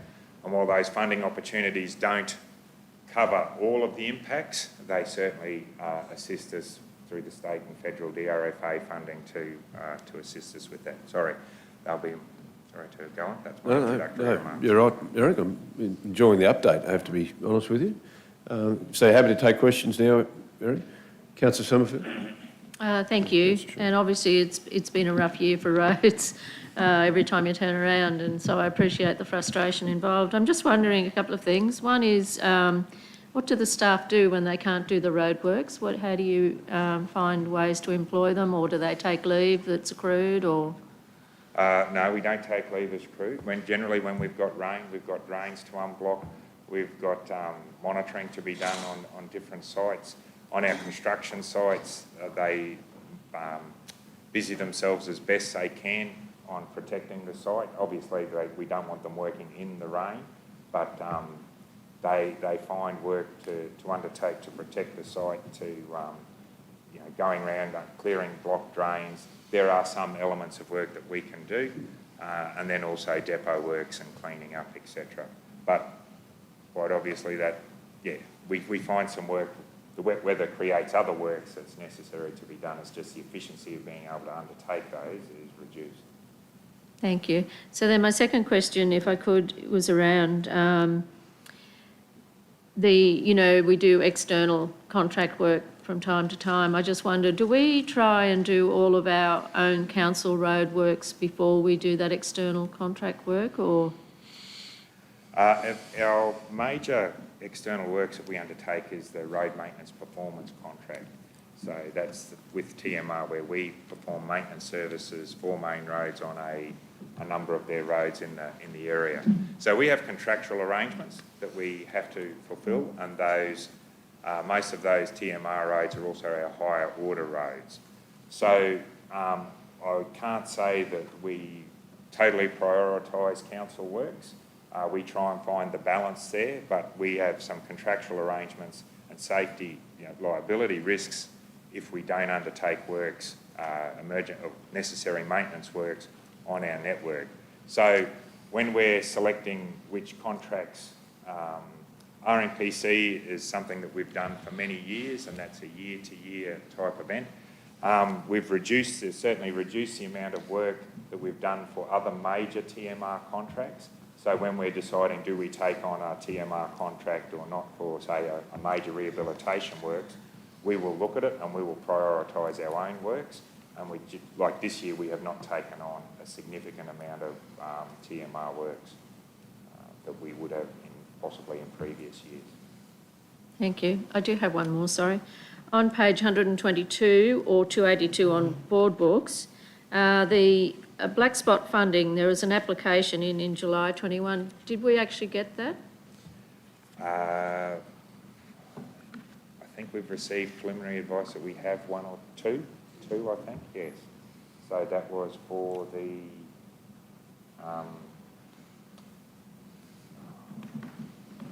up near the Toowoomba Grammar School, one of the intersections up there, that one, and then also Bridge and Hume, we've received funding for that. I don't think we got the one for the roundabout at Perth Street. So, but we have received, I think there was 3 submissions I think we've received too, but can I confirm that? I'll just, my memory's gone on me, sorry. No worries. Thanks, Eric. Thanks, Eric. We'll just circulate through an email. We'll be fine. Thank you. Councillor Carroll, is it on the same sort of... Yeah, it was, Mr Chair. I just wanted to remind councillors that whilst we have RMPC, and particularly, as Eric has just said, they are our higher order roads, so they serve our community as well. You know, like the Gore and those, so, you know, Cecil Plains and whatever. So it's important that those roads be fixed as well, because they are the higher order roads that people use to connect to the city and other things, schools and things like that. So, and the roundabouts, they're both in the city. Normally we try to get some out and some in, but the 2 that we've gotten are in the city, and I just can't remember them either, but I should know. I can't think. I'll distribute. Thanks, that's fine. Yeah, distribute that through. Councillor Sean. Thanks, Chair. Thanks, Eric. Just if you could go to page 105 of the report, 265 of board books, and item halfway down, 681, in relation to pathway requests are being closed with target time frames, and it's a good result there. But I was just wondering if you could sort of clarify what we mean by pathway requests. I take it we don't mean completed new pathways, it's just a request that comes in about a pathway, and some examples, please. Pathways requests. Pathways is the software system that we use to manage our customer requests. Perhaps we should change that to reflect customer requests. Okay. So that's what that is. That's the customer requests that we've received. So that, and you'll see that through quite a few where you see pathways, say footpaths. That's in the footpath section, but you'll see pathways mentioned as our customer service software. Sorry. No, thank you. Okay, thanks, Eric. Any other questions, councillors, in regard to Councillor Antonio, then Councillor Nancy? It was to do with that. Councillor Summerfield, you go first. No, I was just said it was to do with what Councillor Kerry was talking about. Same subject. Yeah. Okay. Mine's different.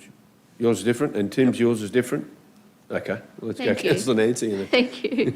So I thought Kerry pointed out a good one there. That's an example of what's not a good measure for us for a dashboard.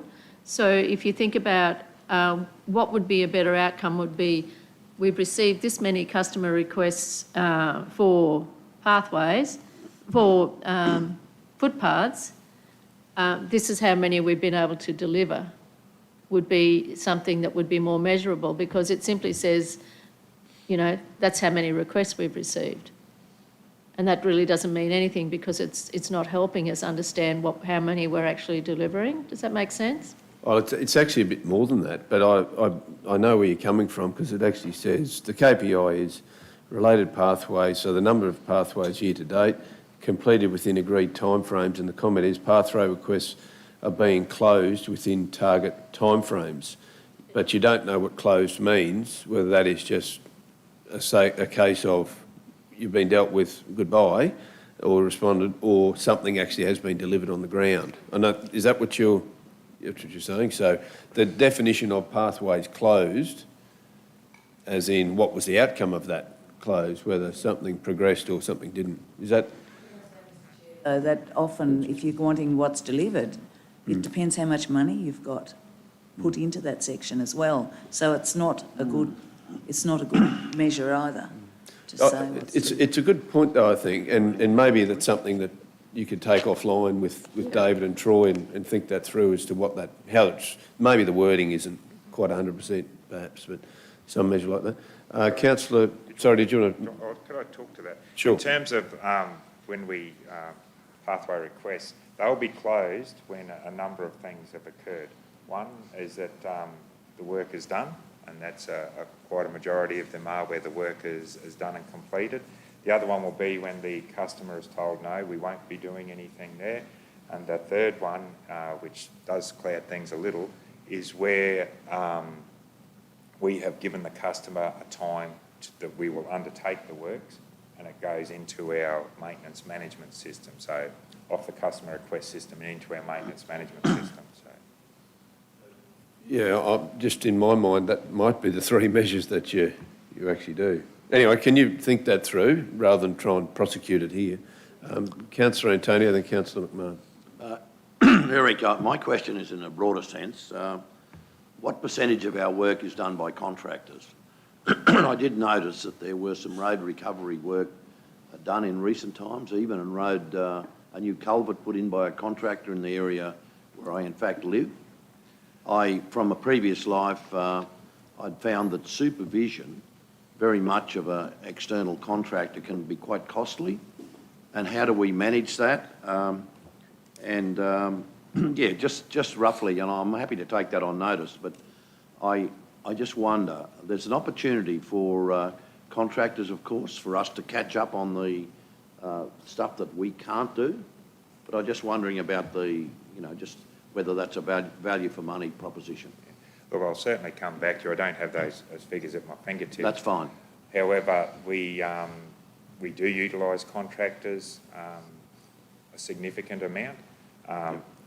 We have a constrained workforce, and we have anything that we need to deliver above what our workforce can do, we will generally put out to contract. Yep. Yes, there are issues with supervising contractors, etc., and we manage that sometimes through our own staff and sometimes through consultants that have designed the works. They will supervise the construction of the works. That's a common role for consulting engineers to undertake that as contract management, etc. So yeah, like at the moment, we probably have 7 significant contracts underway in road construction. The culvert reconstruction projects associated with the 2020 flood event. There's about 3 contracts left for that's underway. And then we have some major contracts out of Bowenville-Moolah Road, major roadworks contracts, Oakey-Bitterston Road, and Dalby-Nungill Road is about to start, and we also have some road rehabs. So for us to deliver our capital budget, we don't have the workforce to deliver it internally. And then especially when we've had significant flood works to deliver this year, flood recovery works, we've delivered most of that in-house, except for the culvert component. I think it was about in the order of $16 million worth of flood recovery works that we delivered in our operational budget in-house. Yeah, then there's other components that we absorb subcontractors into our operation to assist us with the way how we deliver our works. That might be wet hot plant hire, that could be bitumen spraying, our asphalt placement. So we utilise, to say what's delivered totally by contract, I'll probably give you a figure of these are the projects, the costs of the projects that are delivered totally by contractors, not necessarily all the subcontractors that work with our crews or as components of projects that we're delivering. So I'll clarify that thank you. in the email. Thanks very much. Thanks, Eric. Councillor McMahon, Councillor Shine, Councillor Carl. Eric, thanks for outlining at the start your predicament, the unenviable situation of your team, and thanks for staying with it. I suppose my question was if there's more potholes around that are still trying to be filled in the appropriate timeframes caused by rain, and we know now of, council has some liability regarding litigation in those circumstances. Are you preparing to see an increase in litigation towards council because of the potholes or road conditions, and are any of them successful, and is that reflected in the op plan? we don't report that in the op plan anywhere. The risk has certainly increased, and especially we've had discussions about the Gundawindi Tate recent ruling. So, yeah, there's a few pressures that are conspiring to increase our risk of litigation. I don't think we've seen a significant increase in our claims against council in terms of road incidents. We probably one of our larger areas of where we do see a lot of claims is on footpaths, but in terms of road damage to vehicles from poor road conditions or liability claims associated with roads, we haven't. We get a regular amount, but I couldn't give you the exact figures of how much has increased in recent times. Sorry. Yeah, right.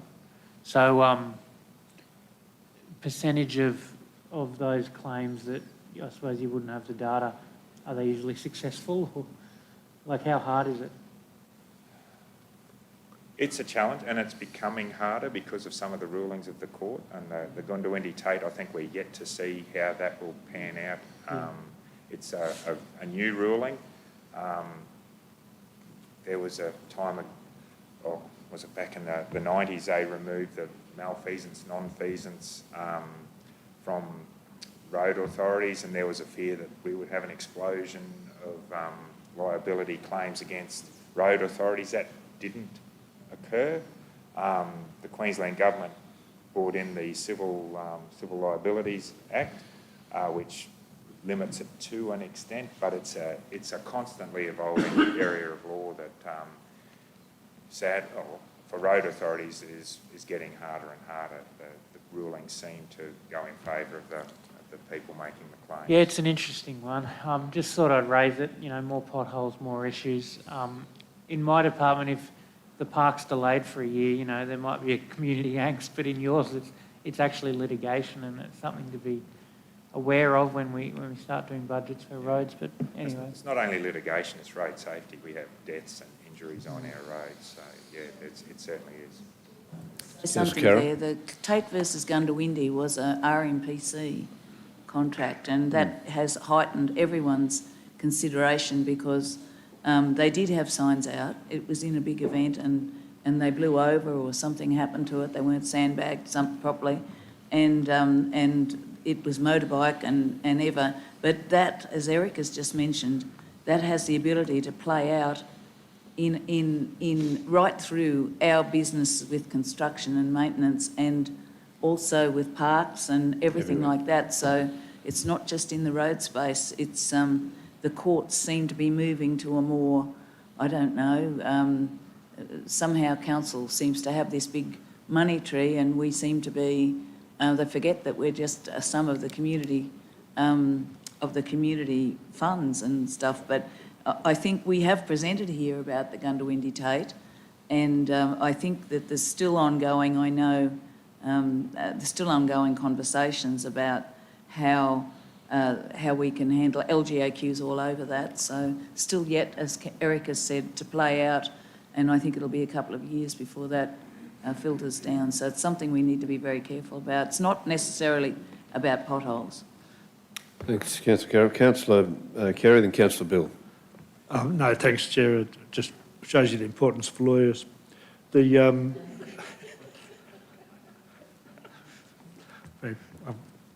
glad that was taken positively. It's unusual.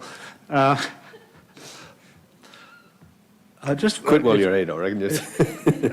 Just generally, in relation to the Mayor's question about contracting out, it's anecdotal that it's difficult to get a builder to build a house or whatever you might want to do.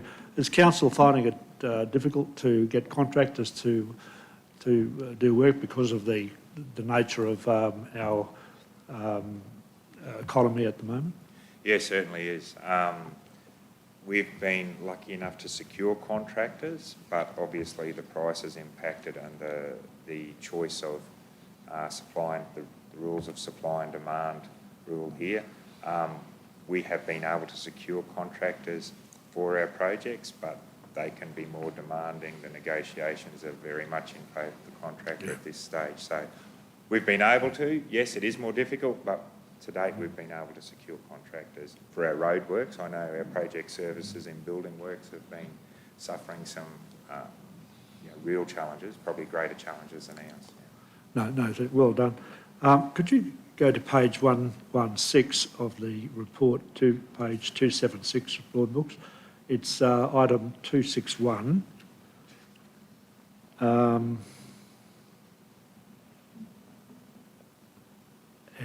it's in relation to the planned maintenance work orders completed. The actual is actually well in excess of the target, 92% as opposed to 80%. Does this indicate our asset maintenance planning is improving on the face of it? It's reflective of, I think, that the general standard of our fleet and equipment is in a good state. If we were doing lots of reactive repairs, I think that would indicate that our plant is in poor condition and it's breaking down more regularly. The fact that it's planned maintenance is probably an indication of the way how we've been able to get our fleet logistics area into the overall condition of our plant fleet. And our maintenance, if you're doing maintenance well, you'll have less breakdowns. So it is a reflective of that too. And finally, if you go to page 122, 282 of Board Books, item 273, again, it's in relation to pathway, and get the correct context this time. But the target there, again, has been truly exceeded, over 5,000 as opposed to a target of 3,600 requests. That seems like a great result in anyone's estimation. Can I say there's a sting in the tail on that?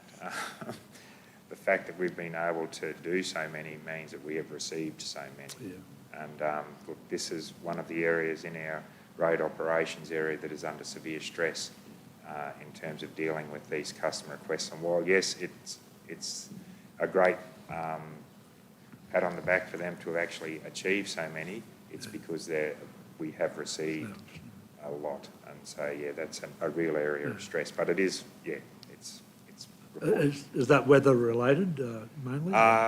Partially, that would be a significant impact on it too, but it's also just the general increase in our regulatory requirements for road operations. This area is issuing approvals for people to erect, temporary signage on roadworks. I know is an area of stress for these, for permits for heavy vehicle movements, etc. So it's a combination of many things, but weather would impact on that. But this area has been increasing for a number of years. Yeah. Okay. Thank you. Thanks. Same subject? Yes, Mr Chair. TMR have changed the way they issue permits for heavy vehicles. Instead of just getting the one, there's a concern about it with LGAQ, and instead of just getting the one, you have to get multiple permits for a trip, and they've thrown a lot of work back onto local government all over Queensland. So it's a little bit disappointing. And that's something that LGAQ collectively is lobbying for. Thank you, Councillor Carroll. Councillor Bill. Thanks, Chair. Eric, it may in fact be a question to take on or consideration for David and Troy, but my question to you is around, we go back to the subject of contractors, and I note your comments about there is a continual engagement with contractors at different levels. You in fact engage contractors to supervise some of the work and contracts you do, and at different levels in the organisation. Do you guys have a contract management team? I know you said you have different staff from time to time manage these where you can. Is there a structure in place around a contract management team? Yeah. A lot of the contract management is undertaken by our project services team. So that's their area of expertise, the project management field and the contract management field. So they provide that service to a number of the branches within council. Yep. Okay. Yeah, so that's the area where our expertise lies, and they perform the bulk of the higher value contracts. Just a comment, Mr Chair, maybe for our up-and-coming discussions with councillor and executive, maybe possibly Troy, David, what that looks like in the future and how that's resourced, and the makeup of that, and not overstepping into operational matters at all, but I think given the pressures that face this organisation, as many others that are, and many of those are outside of our control, you know, staff engaging contractors, material suppliers, how we structure our organisation in the future, and the risk, the element of risk we take on, or do we farm that out to contracts? Those are the sorts of things that we're probably going to have to consider in a very fluid and changing world, a work environment with all these pressures. So, yeah, notwithstanding we have that section, but I think it's a consideration for the future, the makeup of what that looks like and how that services the whole of council. Yeah. We'll take that on board. Councillor Carl, David's been writing a few things down there as well, which is good. Councillors, are there any other questions for ISG? Eric, thank you very much indeed. Councillors, can I have someone just move to adjourn for 10 minutes for the meeting? Moved by Councillor Carroll, seconded by Councillor Nancy. Those in favour? That's carried unanimously, actually. Yeah.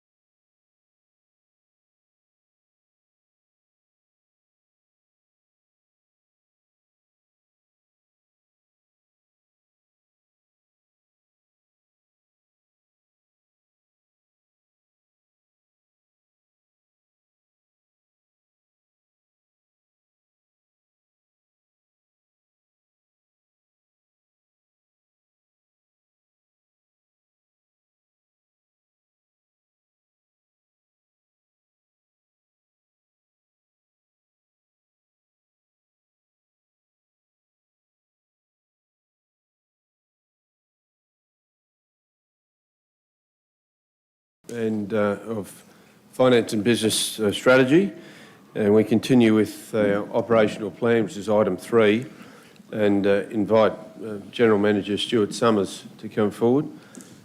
As Stuart's just getting his paperwork to come forward, it's worthy of mention that we do have a school-based viewer here today, Year 10 St Joseph's College in Eloise Hauser, working with the finance team in council. So Eloise, welcome to you. You'll be doing your spreadsheet and PowerPoint at the conclusion of today's meeting, so we look forward to that. As usual. Stuart, welcome to you, and again we offer you the opportunity from opening remarks if you'd like it, and then go to questions. No, I think, good morning councillors and good morning Chair. No, look, we'll go straight to questions, I think. I'm assuming you won't have many. One should never assume, Stuart, there's a saying in that, you know it. Councillors, questions for General Manager of Planning, Councillor Sean. Yeah, no, thank you.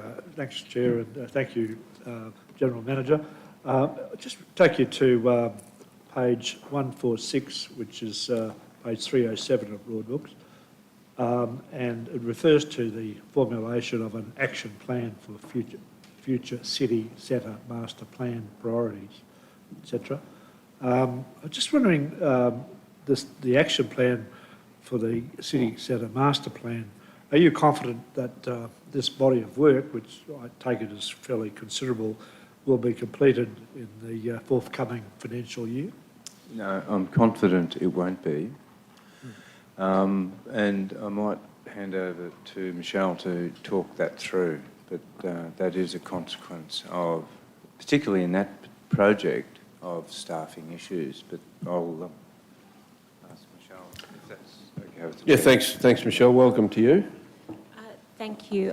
Councillor Sean, can I just clarify, was that for this current financial year or the following financial year?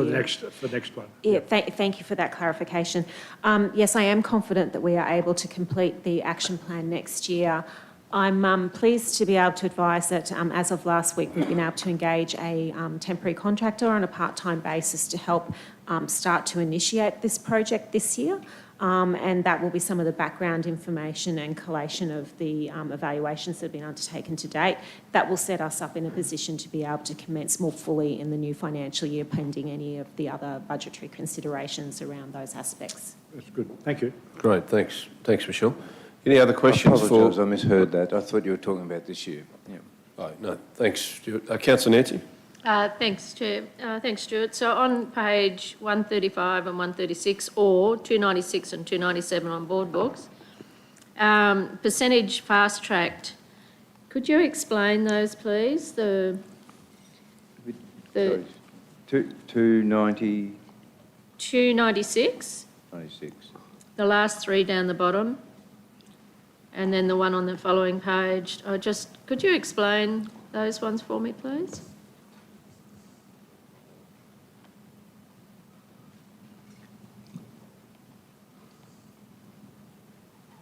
Oh, yes. Okay.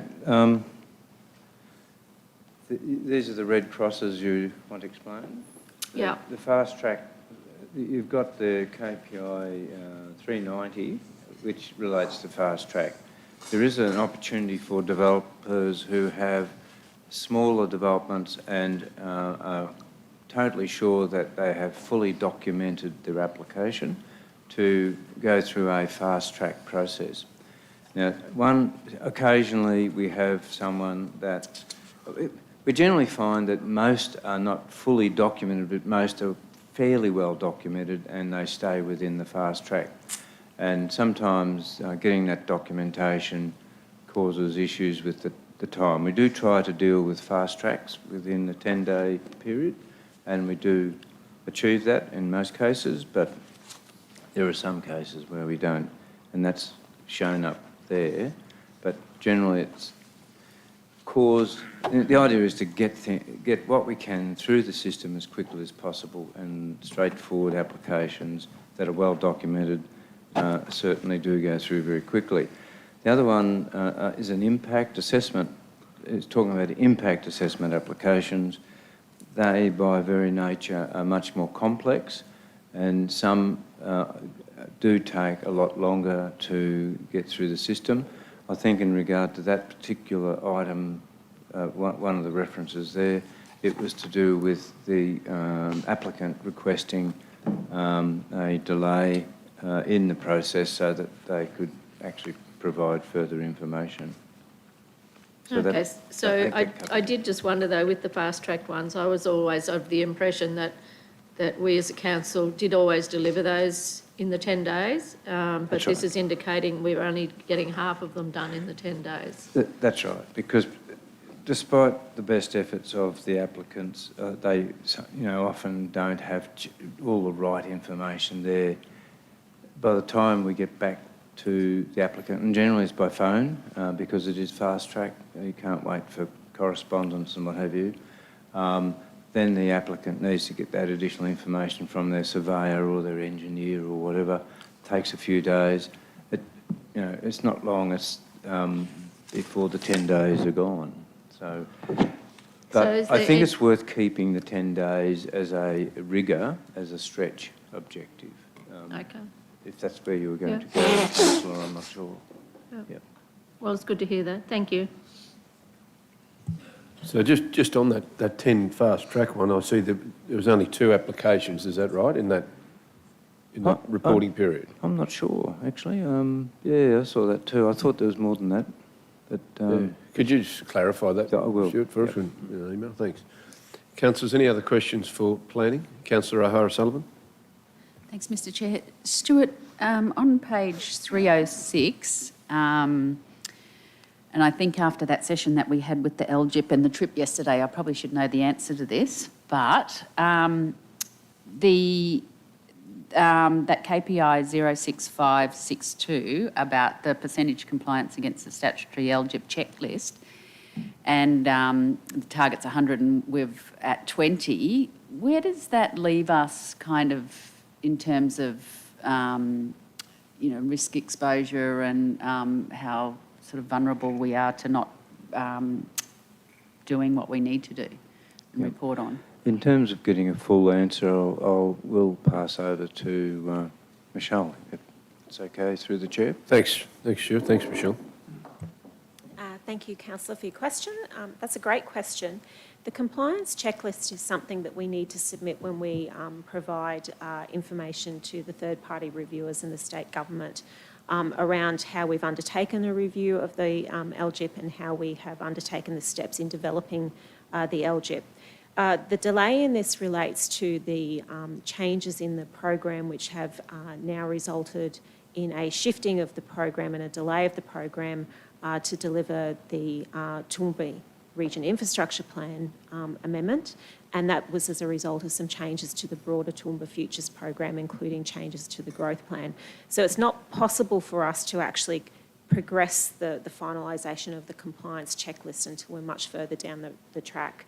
What it does help us do is provide a guide to the processes and considerations that need to be undertaken when developing and preparing an amendment, and those factors are built into our program of work. So in terms of risk management, they address through our project plan and the processes that we undertake to develop that. The final output is the preparation of a compliance checklist that goes to the third-party reviewer as part of their review process and eventually onto the Minister for endorsement. Happy with that? Thank you. Any other questions for planning? Councillor Carr? Yeah, thanks, Chair. Stuart, I'm just wondering, back on the question of the 10-day fast-track system, if we might be, it might be worth putting another lens over what actually qualifies for the fast-track, because if there's something inevitably slipping into a 10-day fast-track system and all the information isn't there, well, they're not actually meeting the criteria potentially. So how do we, how do we ensure, and the reason why I'm asking, it's not just trying to pick winners here, but for those, we reward good behaviour. For those who do have all their documentation in order, They don't need to be held up by people who don't have their documentation in order, and we have a finite capability within the organisation and staff capacity. So I'm just wondering, is there something that we can revisit in putting a filter or a lens over who actually gets into that funnel? I think, I'm certain, in fact I know that Danielle does and her team do that, and they often at pre-lodgement meetings will discuss whether it's capable of running the gauntlet of the 10 days. And so applicants still have a choice to go down that track. A number of them are actually kicked out and put in with the normal applications, and that may account for the fact that there are only 2, if in fact there were 2. I thought there were a few more than that, but it could be that there were more, but they were sent back to the start in terms of the normal process because they didn't qualify in terms of that information. But yeah, certainly the intent is, again, it's one of those incentives to encourage the development industry to really document their applications well. And the incentive is time, and it works very well elsewhere. And generally the 10 days is fairly common across local government for that quick approval. Yeah, I guess very seldom do you get it in 10 days as the applicant, but certainly it does speed up the process. I guess why I'm asking is because it's really good to hold up a champion that is doing the right thing. Oh, absolutely. Amongst their own peers and across the sector to say, well, this is how it's done, guys, you know. So, yeah, it's reasoning for my question about the filters we're applying and how we might be able to look for the opportunity to hold some champions up. Sorry. And I must say that the vast majority of applicants provide good quality applications that are reasonably well documented. But in the process of looking at land use and various particular land uses that have more of an impact on neighbouring properties and what have you, there is a need to be careful, a need for information and possibly additional information to that which was provided. But I mean, yeah, we get the full range, well documented and poorly documented, and generally the results are seen in the timelines that they go through. So Thanks. That thank clarifies. you for your suggestions. Councillor Carroll. Any other questions for planning, councillors? No other questions. Thanks, Stuart. Thank you, Michelle. Thank you, councillors. Appreciate that. We'll now invite Water and Waste, Damien, to come forward to the lectern. Noting you have a number of your senior team here as well, Damien. So again, give you the opportunity if you'd like to make some opening remarks, and then we'll go to questions.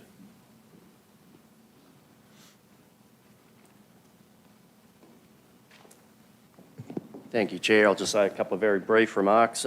It's been a great year for my staff. I'm very proud of what we've achieved in relation to our response, in particular to the flood event in February, which resulted in all 3 dams spilling, and the stand-up of the dam monitoring team, both at the dams and in the control room. That has had impacts on capital program. We have got a contractor awarded for the Mount Kynoch water treatment plant stage 4 interim upgrade. That is progressing. We have some challenges with some failures in the network. We have introduced this year a thing called permit to work. So you actually get a permission slip from the managers to go and interfere with the network. That is absolutely necessary for the Mount Kynoch stage 4 upgrade, and it is a very good system. What we're finding is that we've had some failures in the field, in particular right now at Crestbrook. We have a failure of a motor, and that has required us to reprogram some works at Kubi Dam and Perseverance. So this permit to work system, we've done it as a pilot in water and waste. Ultimately, we'll show the rest of council and maybe systemise it. At the moment, it's an Excel spreadsheet, but it is an invaluable tool and an improvement in the way we operate the water and the waste business. But I'm very proud of my team. So thank you, everybody. Thanks, Damien. Sounds like a pretty positive, innovative way of doing that, actually, permit to work. Councillors, any questions for Damien or his team? Councillor Shine. No, thanks, Chair, and thanks, Damien, and for your team. All the time I've lived in Toowoomba, I can't remember the water not coming out of the tap at any stage, so it's a great measure of your competence. Just could you go to page 157, which is 319 of board books, and to the top item there, 5538. The target there for educational activities is 18, but the result of the actual is 73, which seems extraordinary or out of proportion. I wonder if is there some explanation that you're aware of for that divergence? David, you got anything on that, or Matt? I think it's the percentage completion of the 18 is the answer, but David?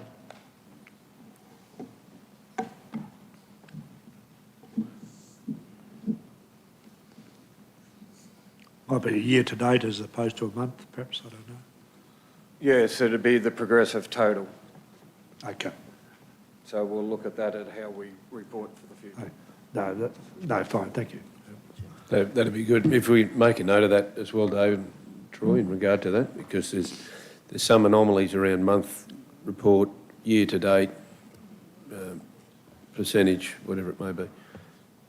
Councillors, any other questions, councillors? Councillor Nancy, then Councillor Rebecca. Thank you, Chair. Thanks, Damien. So on, are you board books or the page? The page, I'm on page pages. 163. Second line down, second KPI. Sorry? Oh, okay. Thank you. So you've got the events during the March reporting, and it's got 4 listed, but there's actually 1, 2, 3, 4, 5, 6, 7, and I just wonder, and it's happened on a number of different entries in there. It's even though it may be the same event, it's actually happening in 3 different places if you look at number 4 or number 1. And so it's actually 7 wastewater overflows, and I just wonder whether that's accurate, particularly given it's throughout and it doesn't really reflect the number of real overflows.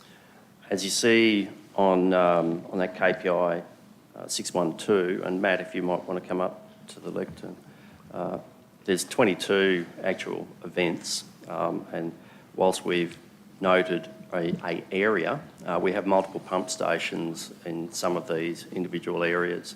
So this is the storm events that came through in February. Matt, do you want anything you want to add to that? Good morning, councillors. The only comment Matt. I would add to that is the way in which we provide that reporting is the actual reports and how we report them to the Department of Environment and Science. So where they're reported as a singular event, we've included that as a single item in this area. But in the instance that you're referring to, those few events were reported as one notifiable incident to the regulator. And so that's how we've reported it for consistency in this reporting. Okay, so even though it may be 3 overflows, you're only reporting it as 1. That's right. It's one event that's occurred, and that's how it's reported to Department of Environment and Science. Yeah, okay. So maybe that's something we could look at for our own reporting then, that it not necessarily be the same as... Yep, we can certainly look at how we undertake our reporting. As I say, at this stage, it's done that way for consistency with other reporting. Yeah. Thank you. So then on Board Books 327 or page 165.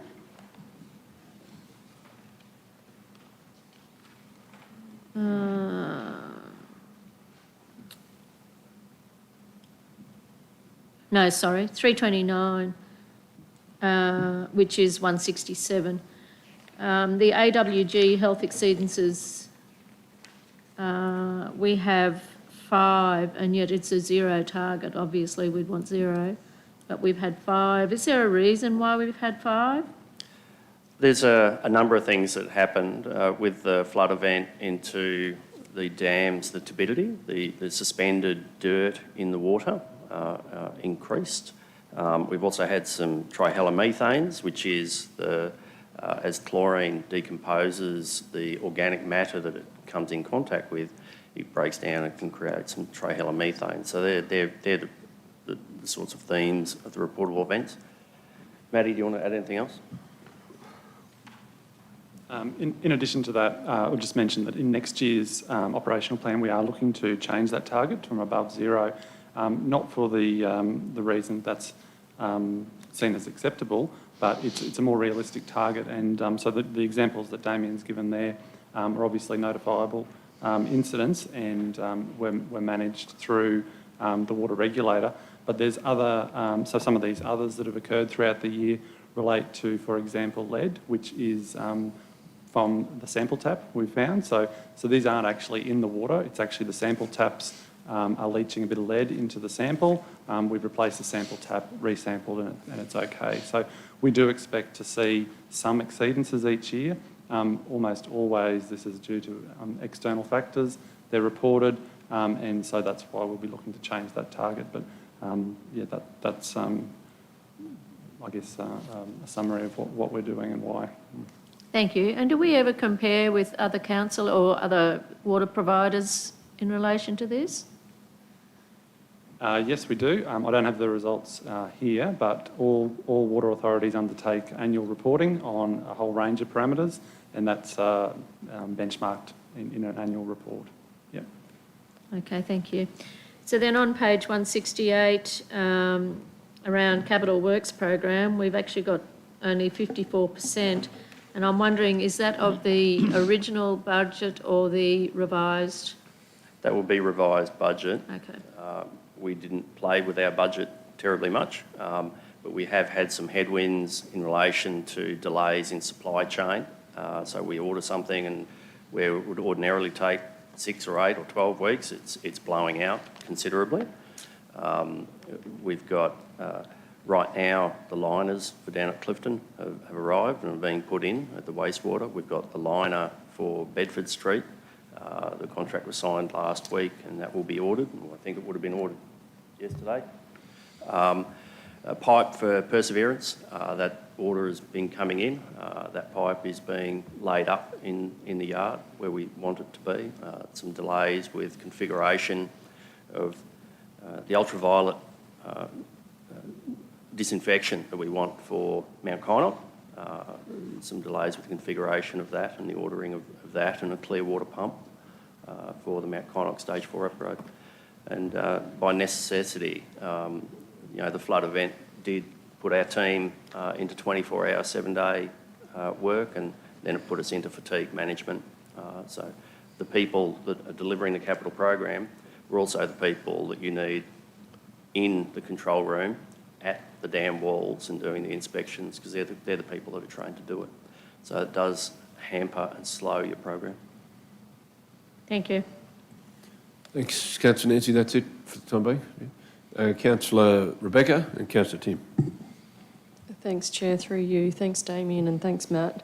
So if we go to page 327 of board books or 165 of the report, it's actually in relation to something that Councillor Summerfield was just talking about, the water operations reportable environmental incidents.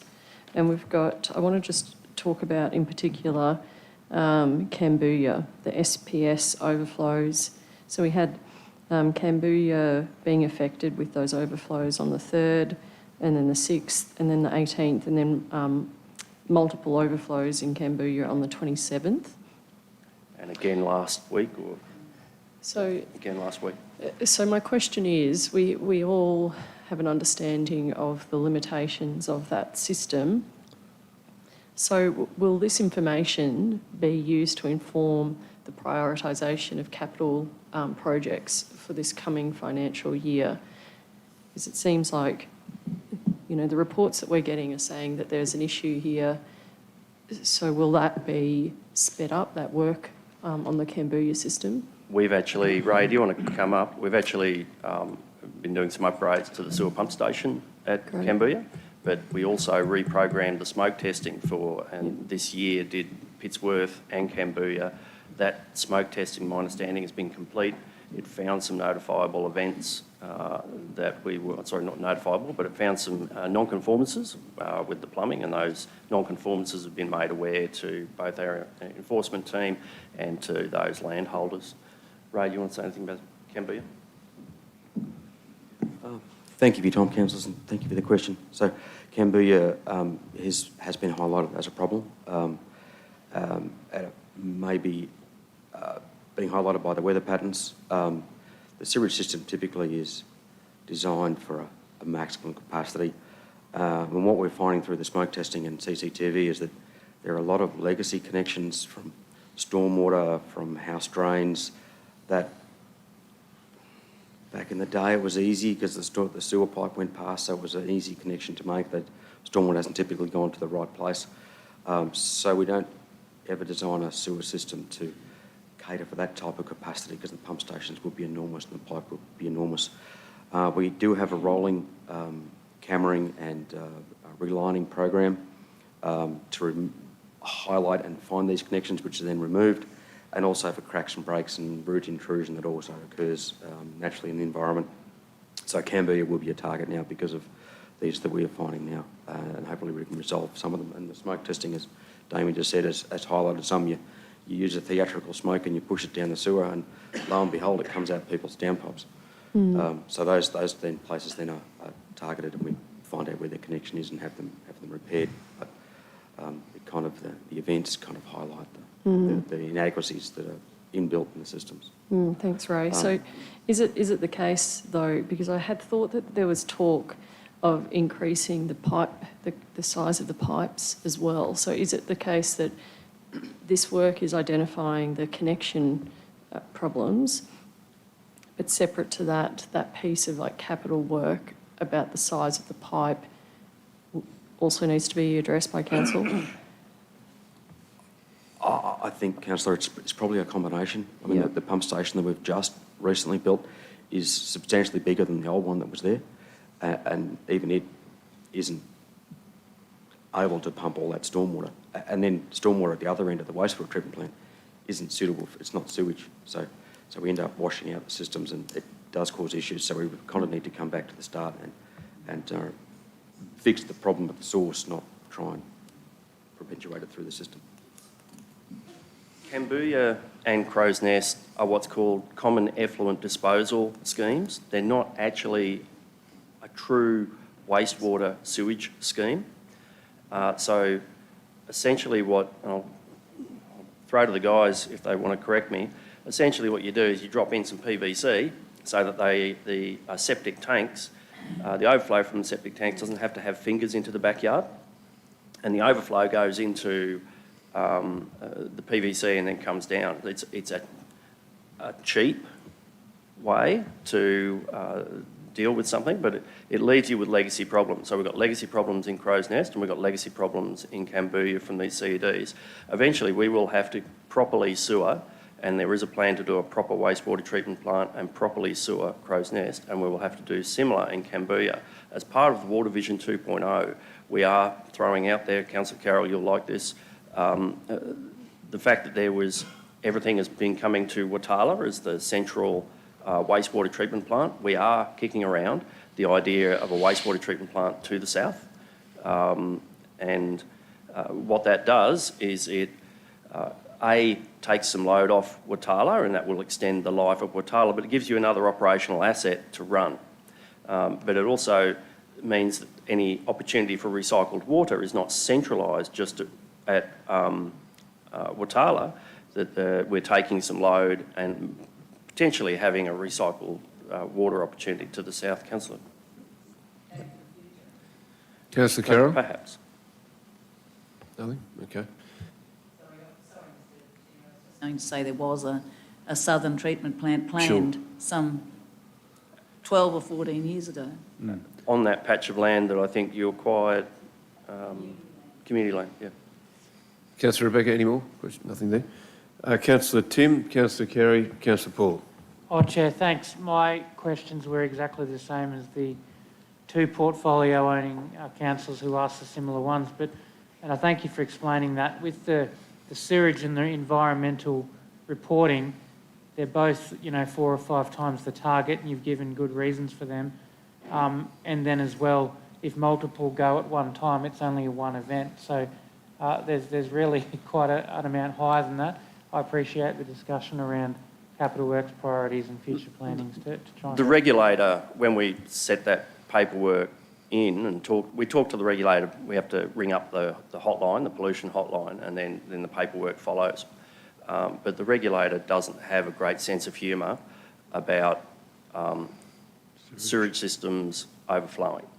So they expect us, and if we have multiple and we haven't done anything, or if we haven't, because in our letters to them in explanation, we tell them what we're thinking of doing and what we have done. If we are shown to be not satisfying their appetite for us to mitigate this environmental risk, they will put us on notice to do something, and they will tell us what to do. So Thank you. Does that then, Damien, just following up through the chair, does that then putting extra pressure on us? Like, how do those... It's reasonable pressure to put on us. It's our business to keep the sewage in the pipe through a pump station to a wastewater treatment plant. That's our job. We'll look forward to seeing how we overcome that. Thanks. Thanks, Councillor Tim. Councillor Carey? No, thanks. More or less on the same lines as Councillor Von Hoff's question and the follow-ups. But what is the health risk associated with these overflows to the community, if any? 99-point-something% of it will be water, but it has come through a sewage system. There will be some effluent, some faecal matter and urine in there, and anything else that gets flushed. When we have an overflow event, we go and disinfect the area. We notify and we monitor upstream and downstream of any affected, impacted creeks, or we notify the residents of nearby residents up to a certain radius of who might be impacted. So there is an environmental and there is a human risk to people that come in contact with that water. Matt, do you want to add anything to that? Probably just reinforce what Damien said in that, yes, there is always some risk, but we do take great measures to mitigate against the risk as best we possibly can. We are not alone in this. All water authorities experience these same issues, and we do have very detailed discussions with the regulator, with the Department of Environment and Science.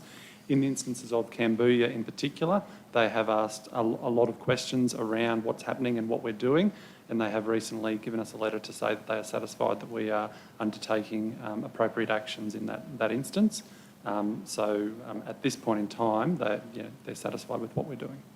And there's no reported incidences of medical issues? No, none at this stage. Thanks, Matt. Mayor? Just a broader question to you, Damien. Has any consideration been given now or any stage in the future about providing a sewage service for Gumbunji? I know that it was funded many years ago prior to amalgamation by external funding. I know that funding was put into the Wivenhoe pipeline, I understand, from my summation of the situation. And I think a place of the size of Gumbunji and where it is now, it wouldn't be such a bad idea if we gave it some consideration. Mr Mayor, I'm happy to bring something back to Council. My recollection of the 10-year capital works program is that it hasn't been listed as the priority. Ray, I don't know if you want to correct me on that. I know you have raised that with me before. I'm happy to, as part of Water Vision 2.0, the regional centres of water security and wastewater will be, again, looked at system by system. and the opportunity to think Gumbungee's a lovely little town, and it is growing, so it will become a more pressing need in the future. Right now, the focuses of the business are on higher priorities with the dam safety upgrades, the Mount Kynoch Stage 4 upgrade, the acquisition of additional land for a new new water treatment plant, be that where it may. And we'll need that by nice round even numbers, the early 2030s. In water planning world, that's not terribly far away. Probably need a good 5 years to build a new water treatment plant. But Mr Mayor, it is in the pipeline of projects, but at the moment it's below the line.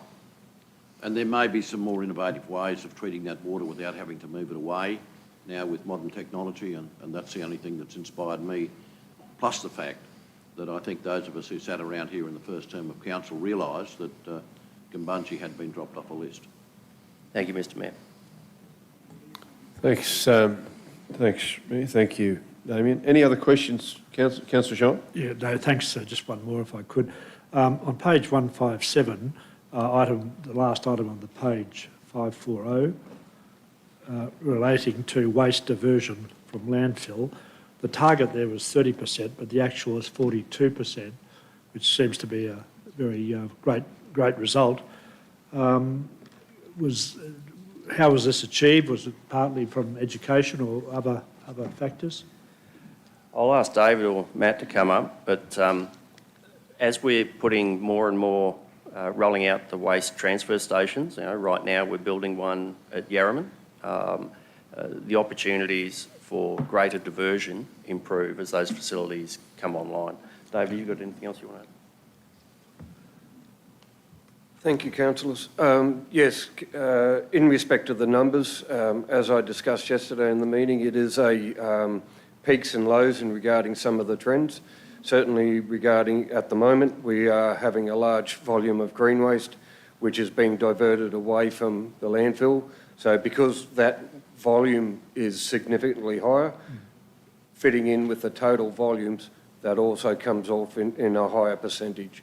So as that trend goes down, it'll possibly decline again. But we do have a pickup in volumes, particularly at the likes of Clyton, where the diversion there with the RRA has also improved in respect of what Clyton used to be in the past. So there are certainly improvements around that area. Thank you. Thanks, David. On that same subject, Councillor Nancy? Yeah, if I could, please.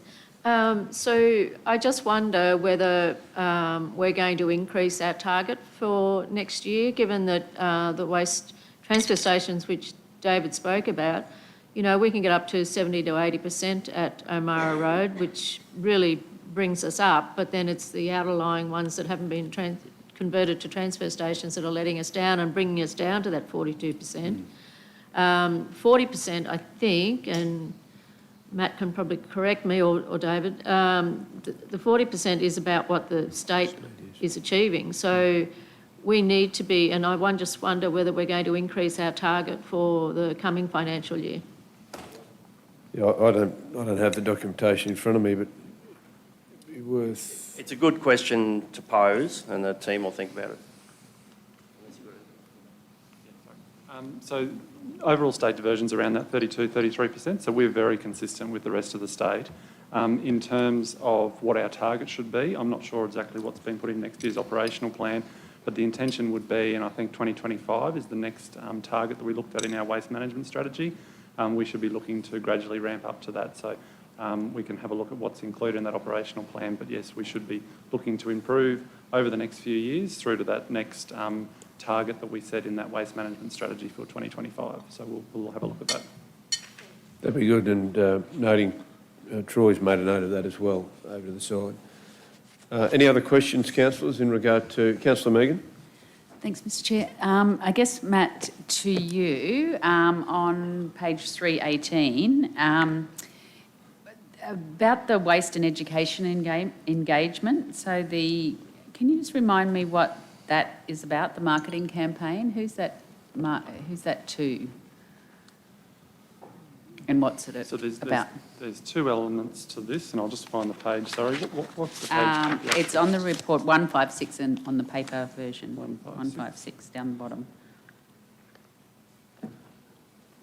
Okay, so that relates to a new education and marketing campaign. So we've had a similar campaign for many years around our waste education, and we're looking to renew that. We've been to market and we're just starting to see some collateral come out now, and so that will be rolled out over the next little while, and councillors will see that as it's progressively rolled out. It's really similar, I suppose, in terms of what we've done in the water. You know, we've just refreshed, rebranded, and trying to put forward some new messaging. So that's exactly what's looked at for waste as well.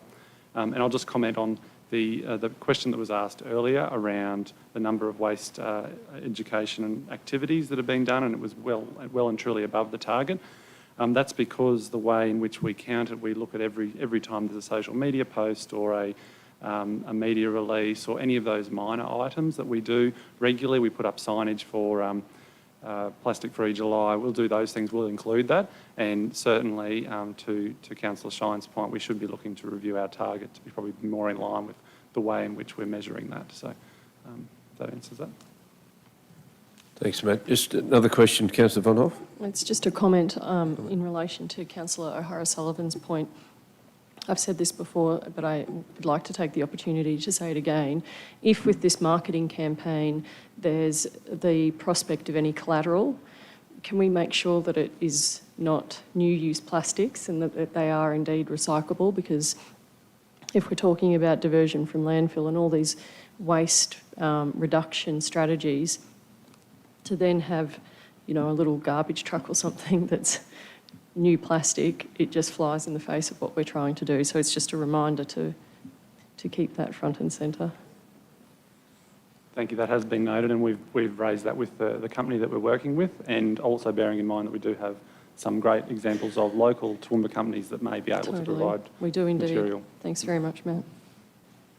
Okay, councillors, any other questions for Water and Waste? Councillor Jeff, we've got one change. Yeah, I was just going to ask Sorry. you just to talk to that while you've got the floor, and it's in regard to Wivenhoe.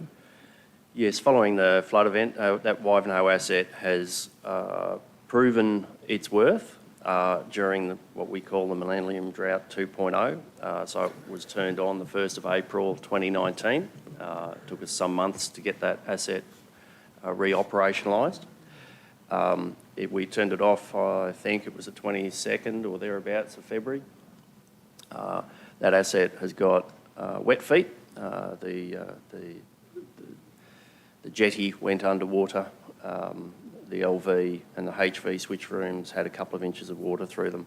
So that asset was de-energised when we were in the dam flood control room, and we have lifted nice round even numbers, I think 6,850 or thereabouts megalitres. Now that the dams are full, they're actually spilling at the moment, a little bit over the crest. On Monday, they were 10 centimetres over the dam spillways. We've been monitoring this current rain event, but we won't be turning Wivenhoe back on for some period of time. So instead of having the 10 gigalitre as the target for this year, that asset simply can't lift water just to be dropped down over the spillway, and in any event, it is de-energised right now, Mr Chair. So I'd just like to drop the target back to what we lifted for the year. Thank you, Damien. I guess if I could just make a comment on there, and going back to the question that I asked David Quinlan earlier in regard to that, I don't want the organisation, personally, I don't want the organisation to feel that they need to change targets in order to get a green tick. I think we should be, as a council group, shouldn't shy away from the fact that red ticks may not necessarily be bad. They're an indicator of what may mean a decision, strategically or operationally, in order to address it.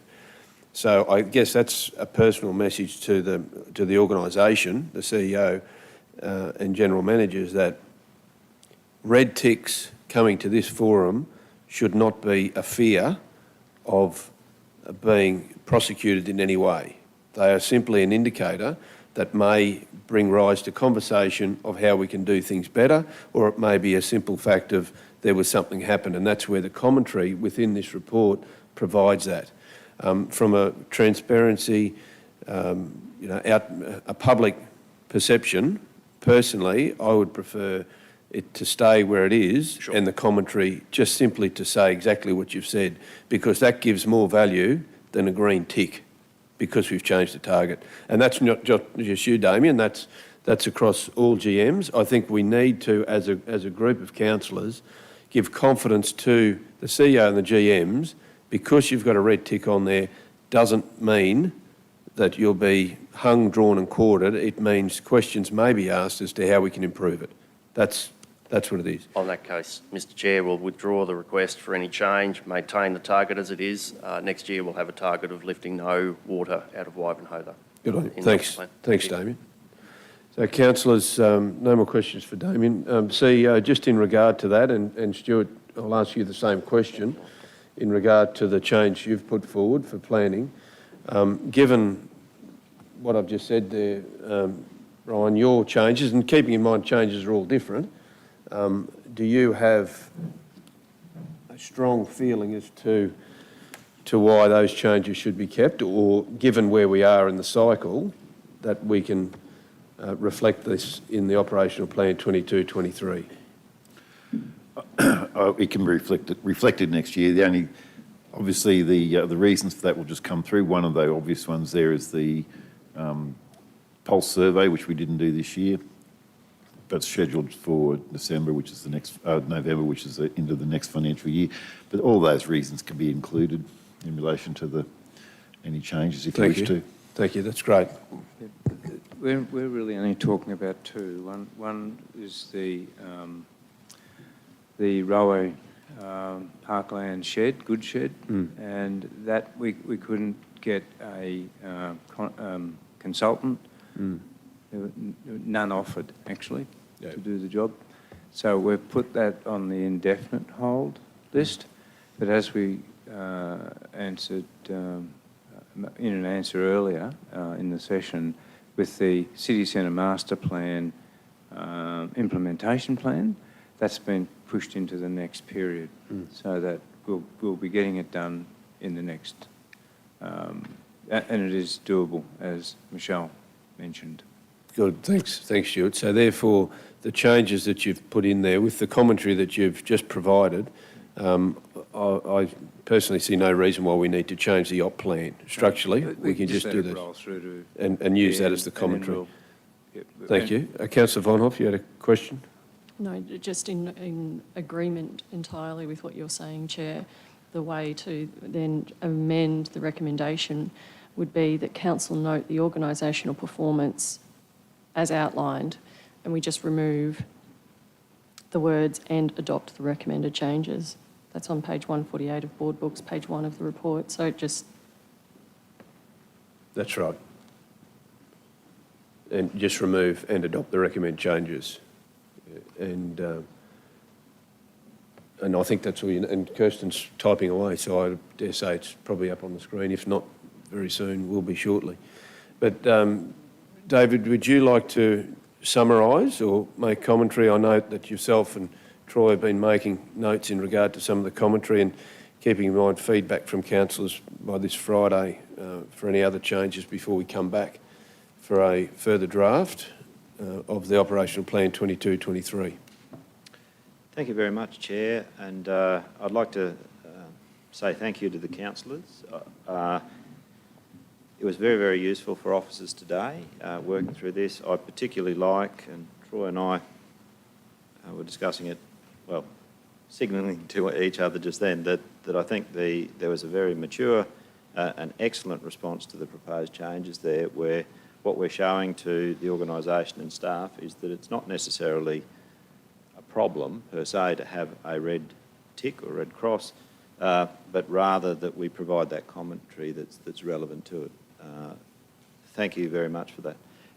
The other things that I would point out is obviously there is incredible power in the KPIs we set, but today I think officers really got a great impression of what council is expecting. So, for instance, there was discussion about percentage of capital expenditure, but not in isolation. Not that it is a goal in and of itself primarily.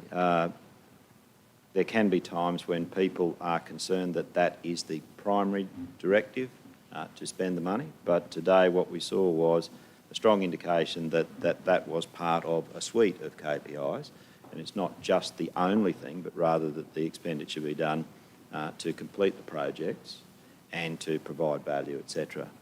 So thank you very much for that. We obviously have, going forward, next financial year, the corporate plan, and I think we have a meeting on the 24th to discuss that. We'll try and include a number of the points that were made today. There were discussions about pathway or CRN, those numbers in there. I have the feeling that some of those KPIs that have been developed to ensure responsiveness to the customer inquiry, and that is, I'd point out, a very important part of what we do in terms of customer service, making contact with the customer who has raised the issue with council.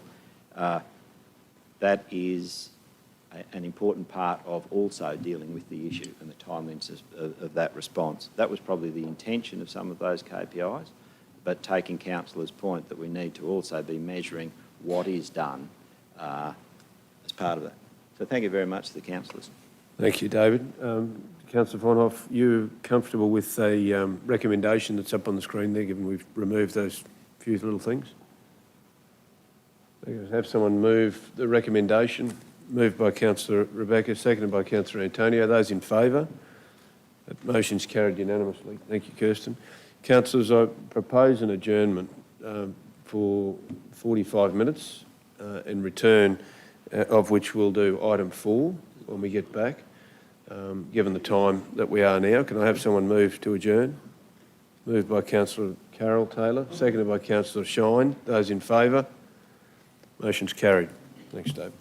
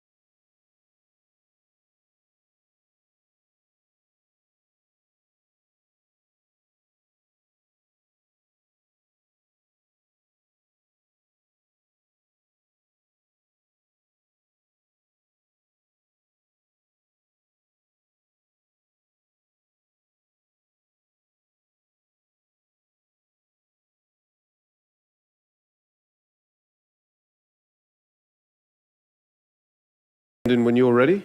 Thank you. Councillors, we'll move to item number 4, which is the Controlled Entities Report, and a very warm welcome to Principal Corporate Accountant Andrew Wegener. Andrew, welcome to you. So if you'd like to present the report, then we'll go to questions as required. Thank you, Chair. Look, I'd like to present the quarterly report for the controlled entities. As part of the reporting for this quarter, I'd just like to note that we've incorporated some of the feedback from the December quarterly reporting and tried to apply some consistency between the controlled entities for ease of reading and interpretation of the numbers and the statistics, as well as providing some historical numbers there as well, providing about 4-year history for both the Empire Theatre and Toowoomba and Surat Basin Enterprise. Other than that, I'll take the report as read. Thank you, Andrew. I must congratulate you on putting together this report with you and your team, because it is consistent across all and makes it easy to read. Councillors, are there any questions for this report, which is for noting? Councillor Nancy? Thank you, and thanks for the reports. The Empire Theatre, and tell me if it's inappropriate to ask, but do we have a record of their investments? I note there's over $4,000 in interest in the financial statements, and I thought, given the current interest rate, it would be interesting to know how much they have invested. But if it's not appropriate to ask it at this. Yeah, we can provide you a response to that, Councillor. Great, thank you. So in relation to number 2, TISB, are we now receiving Olympic events as per the meeting we had to ensure that proper communication was provided? Do you want to make a comment to that? You're referring to a report that comes into this quarterly? Is that what it was supposed to be a monthly report that we get, and I don't know what format it's going to come to councillors, but we asked when the secondment was extended that we get a monthly Olympic report.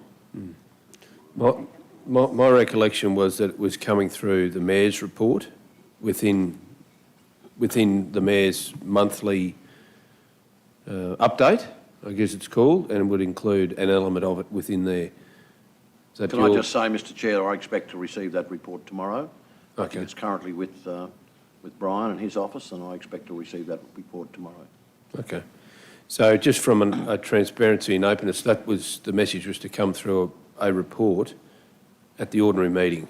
Yeah, okay. From my recollection. So that should be attached to the Mayor's report next week. Okay, thank you. That's good. So number 3 was JWS, a profit and loss sheet for events so that we understand how we're going with cost recovery and hopefully profits from events that we're currently hosting out there. Yeah, look, we can take that one on notice, Councillor. Thank you. So we probably would get them in future reports down the road to ensure that we've got that. Yeah, we can provide that down in the future. We'll include that in there, Andrew, yeah, so that's not going into a whole lot of detail, but whether it's a positive result would be useful. Thank you. Thanks, Councillor Nancy. Any other questions for Andrew? The motion before us then, councillors, is that council note the quarterly reports as at the 31st of March 2022 for its controlled entities, Empire Theatres, Pty Ltd, and Toowoomba and Surat Basin Enterprise, Pty Ltd, along with the progress updates of the Jundera and Woolshed, Pty Ltd, Transition, and Empire Theatres Foundation Limited. Sorry, Mr Chair. Councillor O'Hara-Sullivan. Sorry, Mr Chair, I just had a question, and sorry I didn't get it in before you read all of that out. Can you just explain to me on with the JWS, where the line says the 2023 budget CSO of 691,000 has been dispersed to operational areas to cover staff wages. So I gather that is within our, like you can do that with the CSO.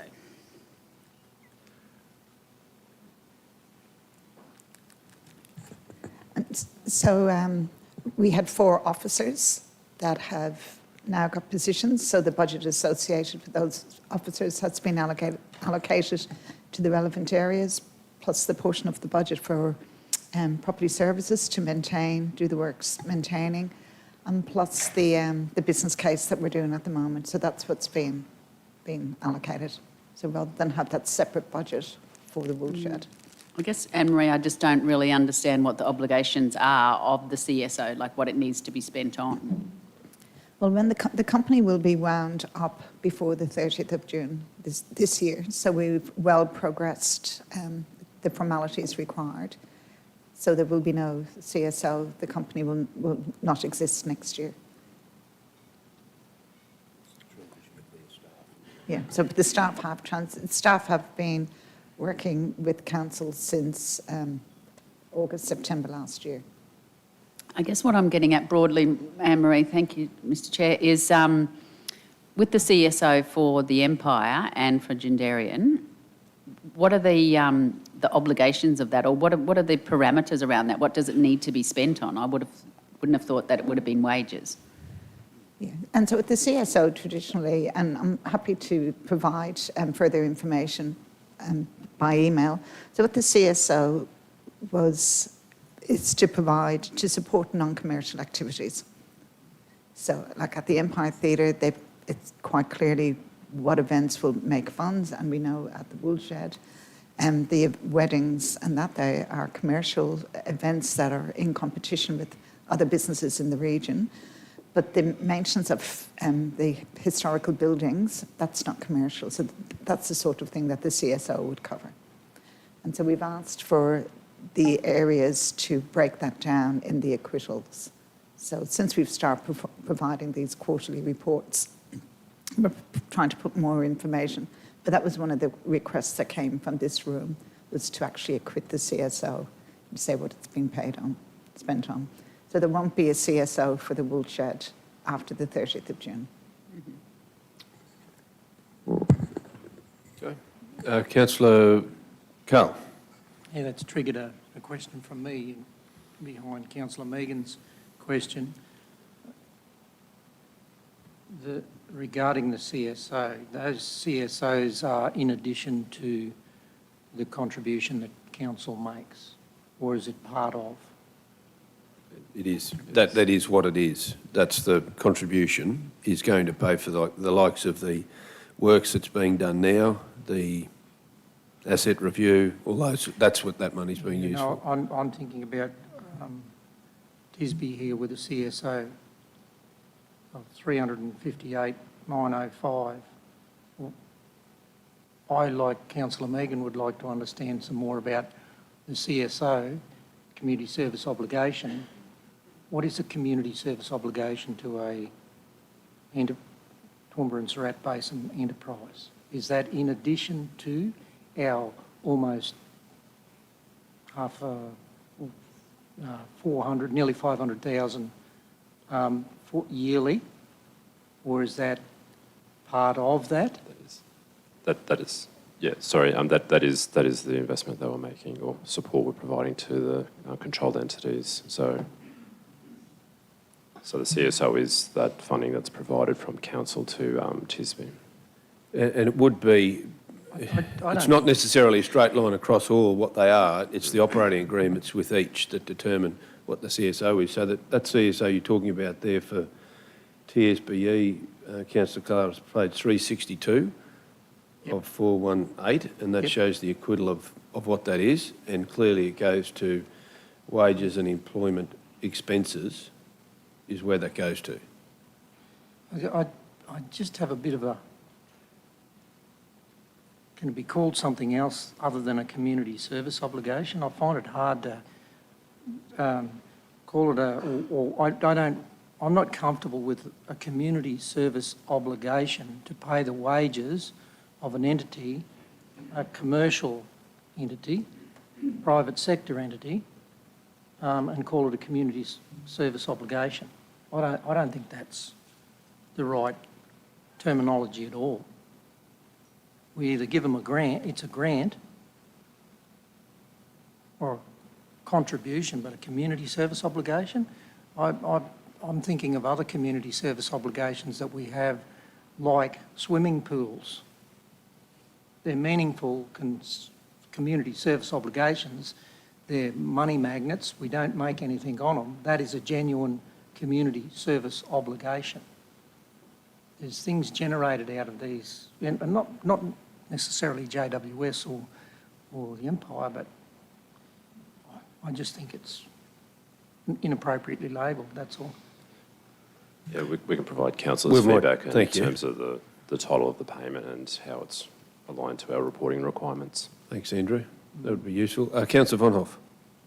Yep. It's just in regard. Okay. Councillors, if there's no other questions, I have read the motion out once. Don't propose to read it again. Councillor Tim, happy to move? Okay, moved by Councillor Tim, seconded by Councillor Megan. Those in favour? Motion's carried unanimously. Thank you, Andrew. I think you're back a little later on as well, aren't you? Good on you for item 6. Thank you. Councillors, we move then to item number 5, and welcome back Shane Morris, with consideration of draft revenue policy. Shane, I'll hand over straight to you. Thank you. Thank you, Chair. Good afternoon, councillors and officers. This report presents the draft revenue policy for the 2022-23 financial year. Council is required by legislation to review the revenue policy annually. The draft revenue policy has been prepared in the new policy template format, but otherwise has minimal changes when compared to the 21-22 revenue policy. Councillors, I'm happy to take any questions. So, Shane, just before I go to questions, this is a procedural type motion and will be then followed up by reflecting this decision when we go to the budget. That's right, Councillor Jeff. And just to elaborate a little bit further, so what is important is the revenue policy needs to be considered now prior to council's considering its annual budget. So I advice that we previously have received, it's not a good practice by councils to first only adopt the revenue policy at its annual budget meeting. It is meant to be done prior to the budget meeting, so hence that's why we come to council in May. But nonetheless, though, is that the legislation does also require the revenue policy to be acknowledged, if you like, in the budget resolutions, but it will be noted that it was adopted, during the May meeting. So, sure. And Shane, if I could follow up, we are talking about and committed to a review of our rates, revenue levies in 22-23. Would that then be where this policy, because in my time here I don't think there's been too many changes in this policy, but would that trigger, any significant changes trigger a change in this revenue policy? Councillor Jeff, thank you for the question. The revenue policy itself is a principle-based document. It doesn't get into a lot of detail around the various rates and charges that we have. However, certainly, if you like, is that this revenue policy will influence the conduct of the review, because we want to make sure that any review that we do of our rating systems, particularly around differential rates, the levies, is done in a manner that's that the community would expect us to do. So it will be an influencing document to the work that we'll undertake. Brilliant, thank you. Councillors, any questions for Shane?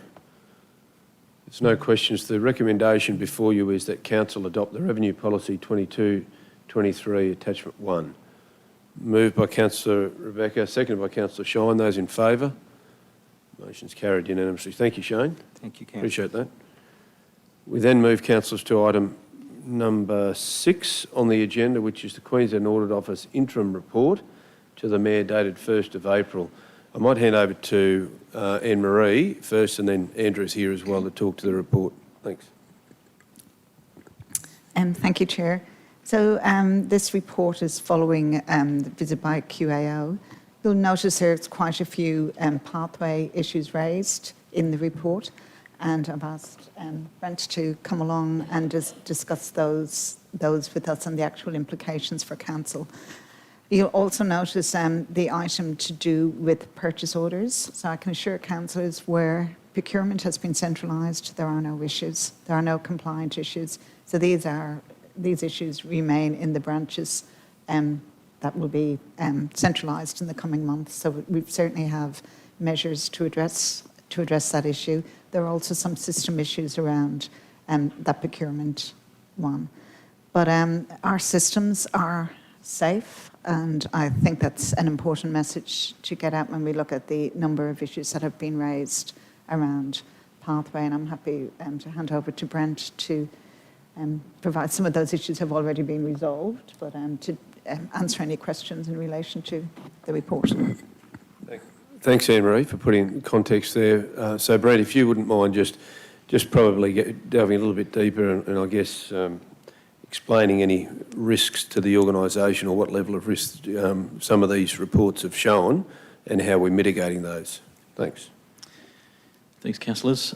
So I guess, first of all, just want to say that IC Branch, we work closely with QAO when we go through these audit processes to ensure best practices and approaches are implemented within these systems, all systems, not just Pathway. And normally, with regards to those audits where we identify high-risk items, we'll resolve them straight away. And the numerous ones that have been identified, we are in progress of resolving with the latest action date, June 2022. So to put, I guess, the risks in context or the identified items in context, a lot of them aren't so much about the system itself, but about the management of the system. And so some identify housekeeping recommendations, other identify the need to undertake risk assessments with specifically to how we manage the system. An example of that, just to sort of break it down, is that whilst they identify some issues with offboarding of accounts within Pathway as a system itself, when we put that through a risk assessment, we look to see that if we offboard staff from the organisation, their corporate account gets disabled, therefore there is no a residual risk, people can't log in, and it's more of a housekeeping activity, go and disable the account in the system itself. So, so it's just a bit of an example. Any questions there? So just on that, Brent, and excuse my ignorance on this, but if someone was to move from department to department within council, go from, say, ICT to project services, would they then be logged off on Pathway from ICT and then re-logged on in is that how that works in practice? At the present time, users maintain their current privileges unless it's requested to be changed, and then we follow up with regular reviews. We're going through a review at the moment out the back of the Pathway UX project.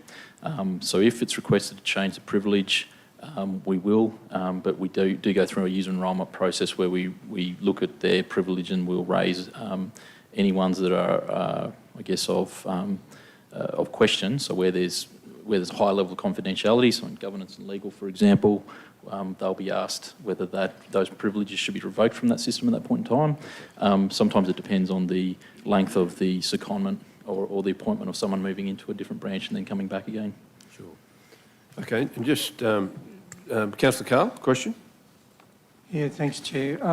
Brent, on the pathways, I note in the interim report to the Mayor, it's number one on the hit list. There's two significant deficiencies, that's one of them. But on page 3 of that report, it talks about the default account and in layman's terms, accessibility to that, generic application interface. How progressed are we? Because this one has been raised obviously this financial year. How progressed are we about addressing the accessibility and the risk they say that's around that generic application, and also the accessibility to the default account? So we undertook a risk assessment last time, as well as, so probably just look back to the audit process itself is normally QAO each year will pick a system to audit. And they lock in on that system and undertake the audit on that system. When we go through the process and undertake a review of the risk associated with that, we look at what is required for someone to use those generic credentials to log in. So they need to have access to that generic password. They need to already be on our corporate network in some way, shape or form. And so that normally means that if it's an external actor that's got access to our network, they're already on and present on our network. And so we look at it as far as that whole ecosystem goes and manage that and sort of manage that risk from there.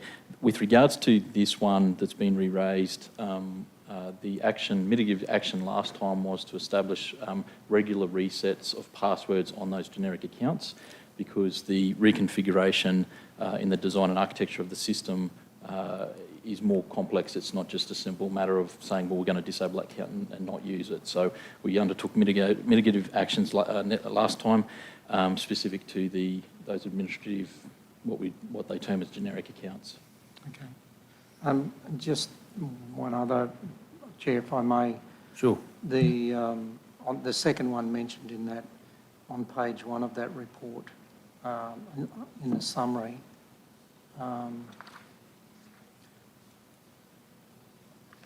amendment to the purchase orders and lack of expenditure tracking. How we, this is an unresolved and it's run out of time, this one. So to me, I liken this to the potential around, the whole procurement process and the amount of portals or access to that process. And I'm not talking about an IT portal, I'm talking about accessibility. I liken that to that same sort of risk. So how are we going with that one? Yeah, I might. So that's out of Brent's area. That's more in the Thanks, Brent. in the procurement side of things. Thanks very much for that. So, Anne-Marie, might just grab that. Yeah, you might be able to talk to that. It's the purchase order, the item number on that one, wasn't it? Yeah, it talks about relating to retrospective amendments of purchase orders and the lack of expenditure tracking. And let's talk about a significant deficiency. It's now overdue and has been re-raised. So we are progressing with the move to centralised procurement. We have two branches left in the organisation, so we've made terrific progress. We certainly picked the low-hanging fruit, and I will acknowledge that. The branches that were happy to come along and work with us, so it gets more difficult as we progress. But there is an issue with the system as well. So there's two issues here. There's a system issue and a user issue. But where we can manage the users, where we have centralised procurement, and we know we don't have any issues, with the implementation of the CI Anywhere, we'll be able to manage it for purchase orders being created outside the centralised area. Yeah, so I'm not quite sure I understand, but I'm specifically interested in relating to retrospective amendment of purchase orders. Is that the system issue? I understand the users and where we've been in the past with multiple access points. So when we implement CI Anywhere, we will be able to manage the changing of the purchase orders as well as the human behaviour. So the human behaviour will be addressed through, regardless of the system limitations, with the human behaviour we can manage in the centralised procurement, because we've got experienced officers raising the purchase orders, and that's what their job is, to work in that area. We know that the data that we can extract from the system, we know the purchase orders are raised accurate first time, that we can receipt invoice, we can pay suppliers in a much more efficient manner where we have centralised the activity. So the implementation of CI Anywhere will, technically, you won't be able to go back in and change your purchase orders, but hopefully by the time CI Anywhere comes in, so that's been pushed out, as you can see from here, by the time we have the contracts module in CI Anywhere working in the organisation, we should be finished with centralised procurement as well. So bear with me, Mr. Chair. It's two different areas. It's both the system and the people. So I'm trying to understand this in the way I'm trying to process it. So for an example, an officer raises a purchase order, and there'll be multiple purchase orders over say a major project. So amending that could actually, in fact, have the quantum of that, the collective impact of that would be an overrun on a budget for a project. So there's some problems in tracking that, which then is an area of risk around blowout at budget, and then... So it's only the commitments. So the raising of the purchase order shows in commitments, not in actuals. So you raise a purchase order, so you can raise a purchase order for $100 million, and that'll come up on the commitments. It has to be actually receipted to show up as actuals. So am I incorrect in saying that a purchase order is, well, it's not even a quote, it's just a purchase order, like an estimate? That's right. So we have a quote system, a purchase order system, and so the correct process would be for council to seek a quote, to receive the quote from the supplier, to raise a purchase order, for the goods or the service to be receipted against the purchase order. At that point in time, it shows up as actuals, and then match the invoice. So we don't need to match an invoice for it to show as actuals. So the only need for retrospectively amending a purchase order would be if the quote was inaccurate or there was something overlooked. Is that fair enough? So there needs to be some... Yeah, if the GST hasn't been raised correctly, so, and we've certainly found issues with GST, so where it's sitting outside the centralised area, so that would be a need for the purchase order to be amended. But what the CI Anywhere environment will provide is that full history of what's happening with the amendments. So you can't have anyone just going in and changing purchase orders. I guess the least where I'm sort of to minimise risk around, because if you think of the items of work and services we provide holistically, it's huge. Yes. So the minimal amendment to that on the front end, accurately providing information to receive as accurate as possible a quote. There's always variances because price of materials might go up or there's delays or whatever, but I guess trying to minimise that front end so that there's those minimal changes in the system where we can more accurately forecast collectively across the business. Because the quantum of those would have an impact. Notwithstanding, you're going to get variances. Yeah? Yes. Righto. Thanks, Chair. It's all right, Councillor Carl. Councillor Antonio? Look, I just refer to page 399 in regard to ICT, and our ICT program is still working, leveraging off the 2016 to 2019 strategy. Can you just give us a bit of an update on the progress there, please? So where we're at the moment with regards to the strategic plan development is we've got a strategic plan draft. We're going through final round of workshops with the business. That's with general managers and key stakeholders.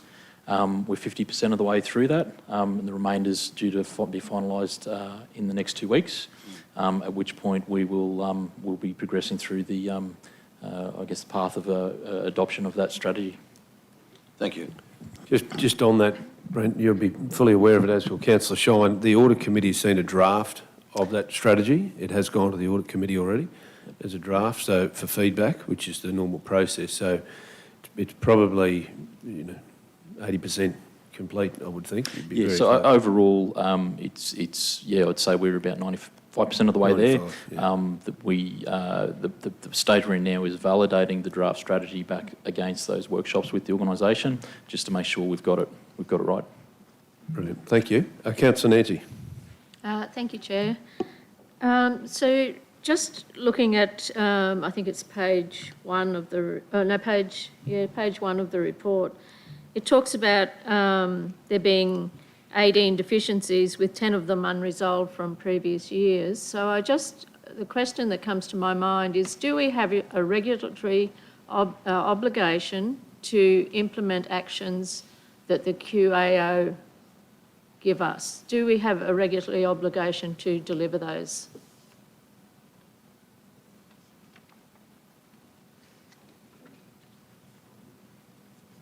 I don't know whether we have, I don't know what the obligation is, but we do.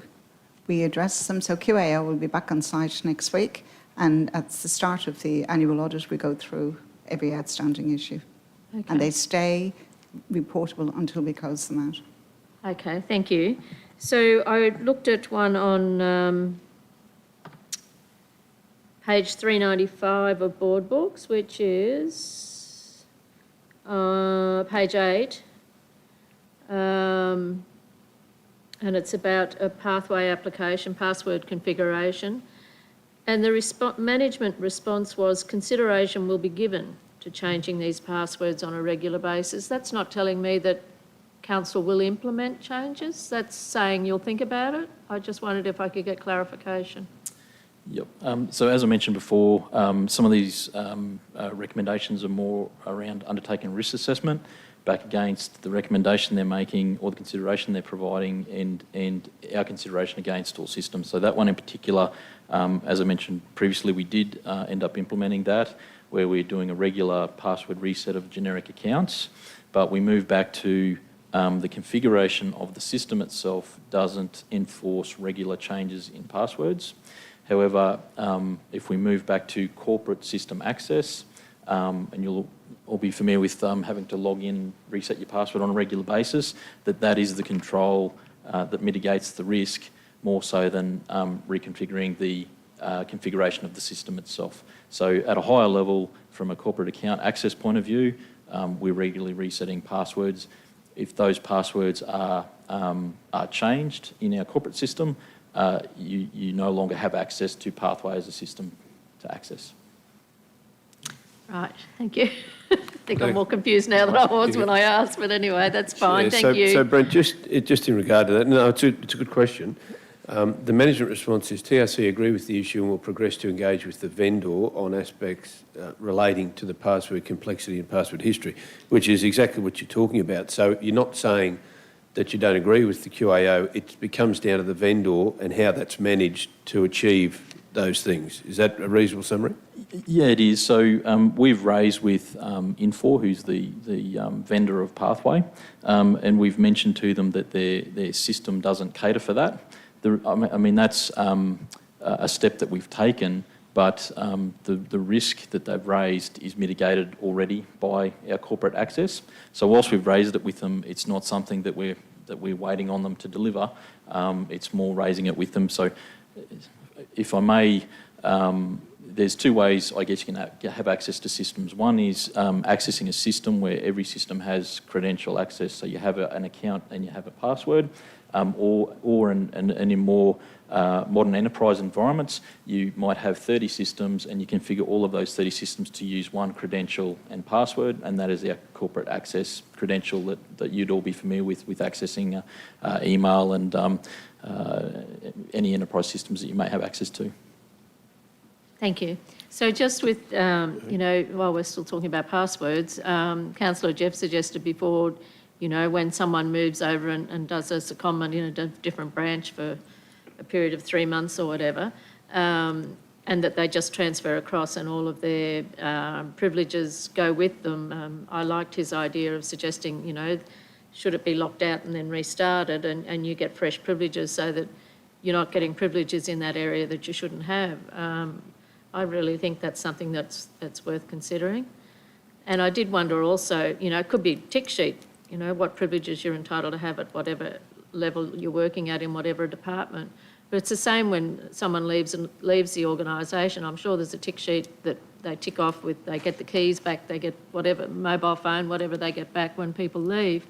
It could be that their account is disengaged as well, and all the processes involved happen there and then to ensure that we don't, because I've asked about this before and I was assured that it was all done and dusted, and yet it's still there. And I hear that they can't access it externally now, but it's still in the system. And another thing that happens is if they're in a group email, that their email remains in the group too. We've seen that previously as well. So there just needs to be some sort of system put in place to ensure that everything's tickety-boo, I guess.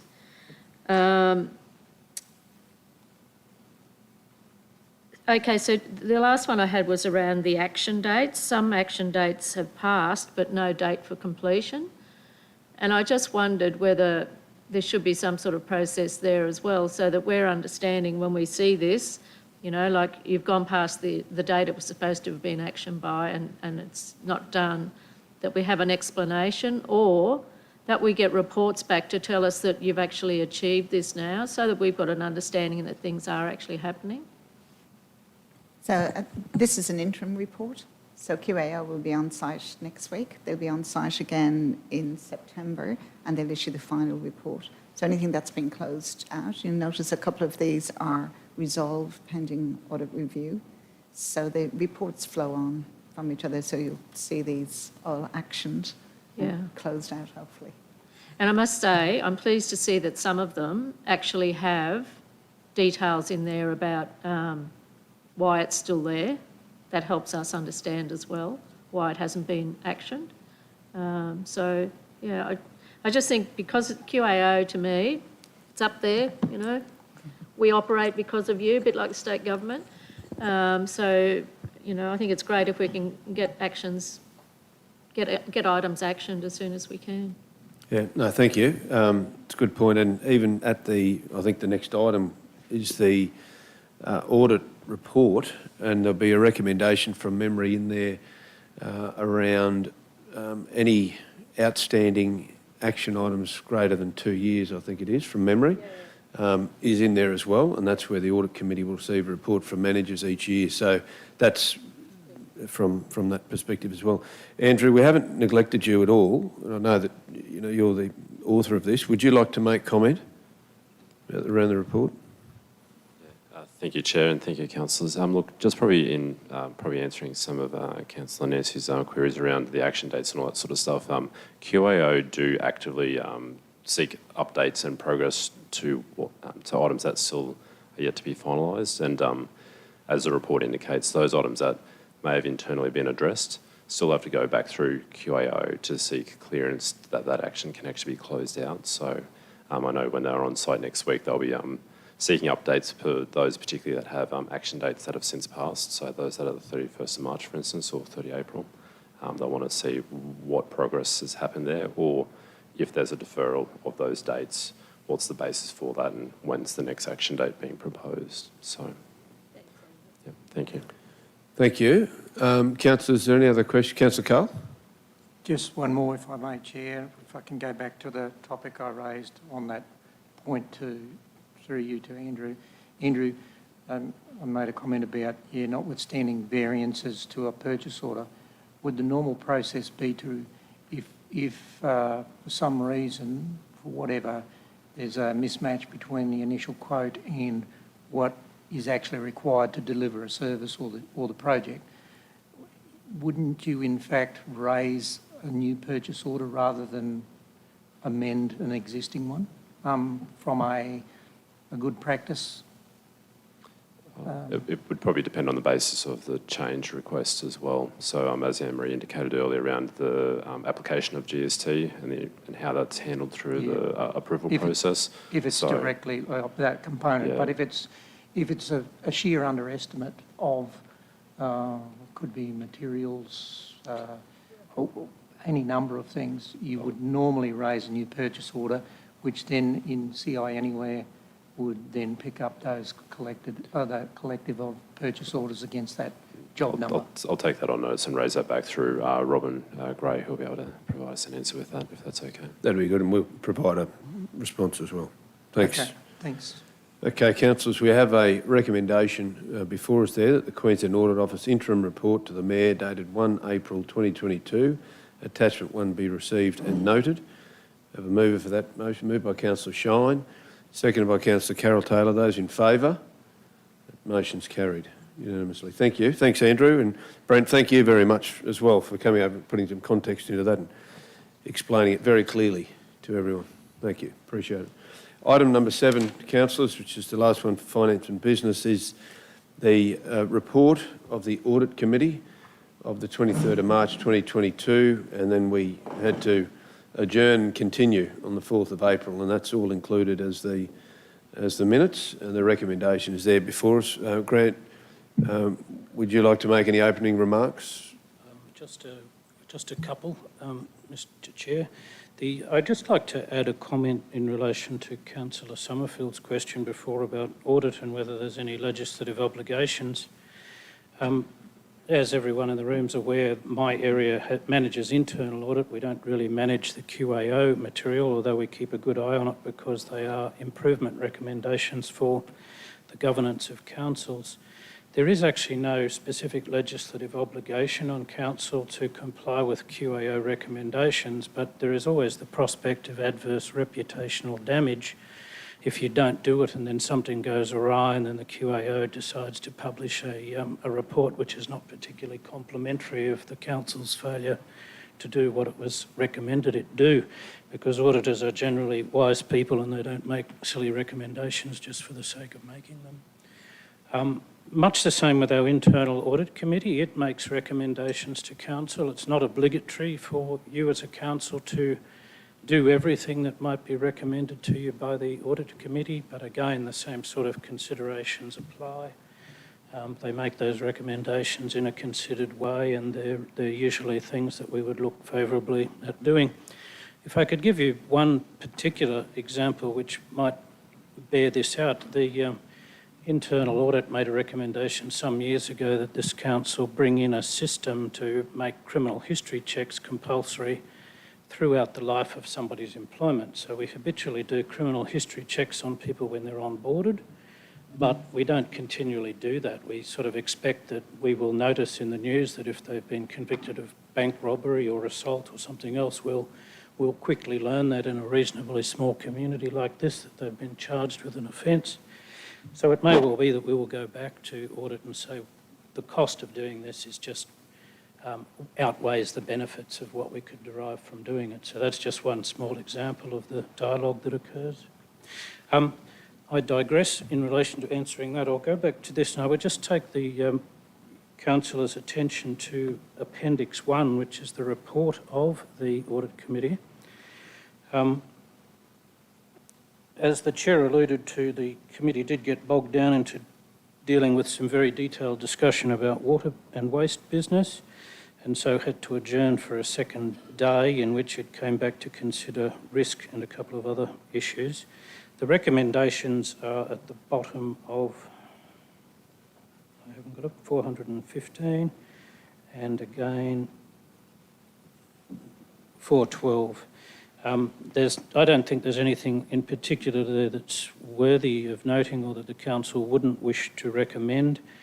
The Audit Committee will be meeting again shortly and there will be further discussion at that committee about a range of things, including a more detailed consideration of how the council approaches managing its risk and also what is the appropriate content to put in a draft audit charter, which the committee had before it last time, but I understand didn't give complete consideration to.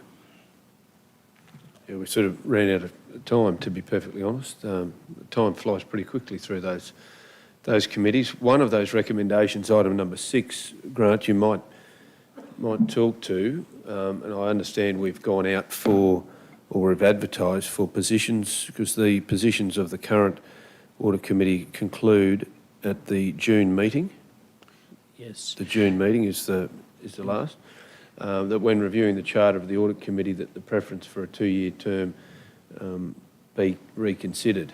They may come out of the terms of reference that the Audit Committee looks at that will come back to this council for an approval. Given the time frame that the Audit Committee, the next Audit Committee then would be September or thereabouts. Yes. After that, which would be the first one of a new Audit Committee. Do you have a view on how this will or can roll out? The only thing I would say, Mr Chairman, is that in the time that I've been here, what I've understood is that the council has traditionally adhered to 2-year terms to review the lay membership of the Audit Committee. There's no magic in that. You're not bound by that. If you wanted to move to something else, we could, and I understand there may have been some discussion about this at the last committee. You could, for example, appoint them for 4 years, with the right to remove those who you think have gone to sleep or who aren't performing in the interim. You could do it that way. So you can choose any term. I wasn't really privy to the discussion last time as to whether the members of the Audit Committee thought that they were advocating that if they were on there for 4 years, they might provide better service. I don't know, but that's a discussion to be had at the next Audit Committee, I would have thought. Yeah, sure. I guess that was certainly one of the feelings around the room, and we've also changed from an internal audit perspective. The auditors, during that period of time, over the last 2 years, the external audit I'm talking about for council, the process that's already underway, however, I would assume if it's gone out for expressions of interest, that opportunity is now passed for this period of time, because it would have been an expression of interest for the next 2 years, I would assume. In good faith, the council should assess those applications. That doesn't stop the council from simply deciding that it doesn't want to appoint or refresh any members of the Audit Committee. And if it wanted to simply say to the existing members, we're happy to reappoint you and no one else, and not change the membership at all, we could do that, because I presume that most of the incumbents would have applied. I'm not sure. No, I don't know either. It was just a conversation at the Audit Committee, so I thought I'd raise it here today. But it's in that process. So the last one for this current 2 years will be the next meeting in June, per se, and then we'd have come back to council, as we've did in the past with the applicants that have gone through, and so that would be a report to council in probably August, I'd imagine, if not before. I think we're aiming it for July at this stage. Right. And okay. Okay, thank you. I just wanted to get some clarification around that for councillors. So, councillors, is there any questions in regard to the recommendations or indeed the report? There's no questions. The recommendation is that the report be received and the recommendations be adopted of the Audit Committee meeting on 23rd of March 2022 and continued for April 2022. Moved by Councillor Shine, seconded by Councillor McMahon. Those in favour? Motion's carried unanimously. Thank you, Grant. That concludes the Finance and Business Strategy Group. Thank you very much. It was a very good meeting, particularly around that operational plan. I think we did some good work there. Thanks, Anne-Marie. I'll pass over now to Economic Development.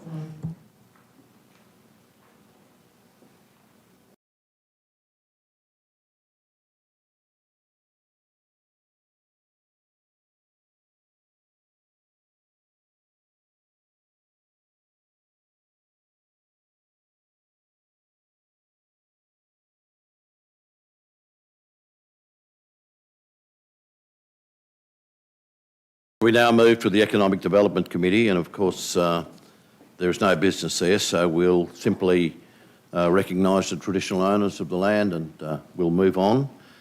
Thank you very much for acknowledging, for being here today, to my colleagues and those who are watching online. As there are no matters to attend to, I'll just note that leave of absence has been granted to Councillor Melissa Taylor. There's no further business, so I'll declare the meeting closed. Thank you very much for your attendance.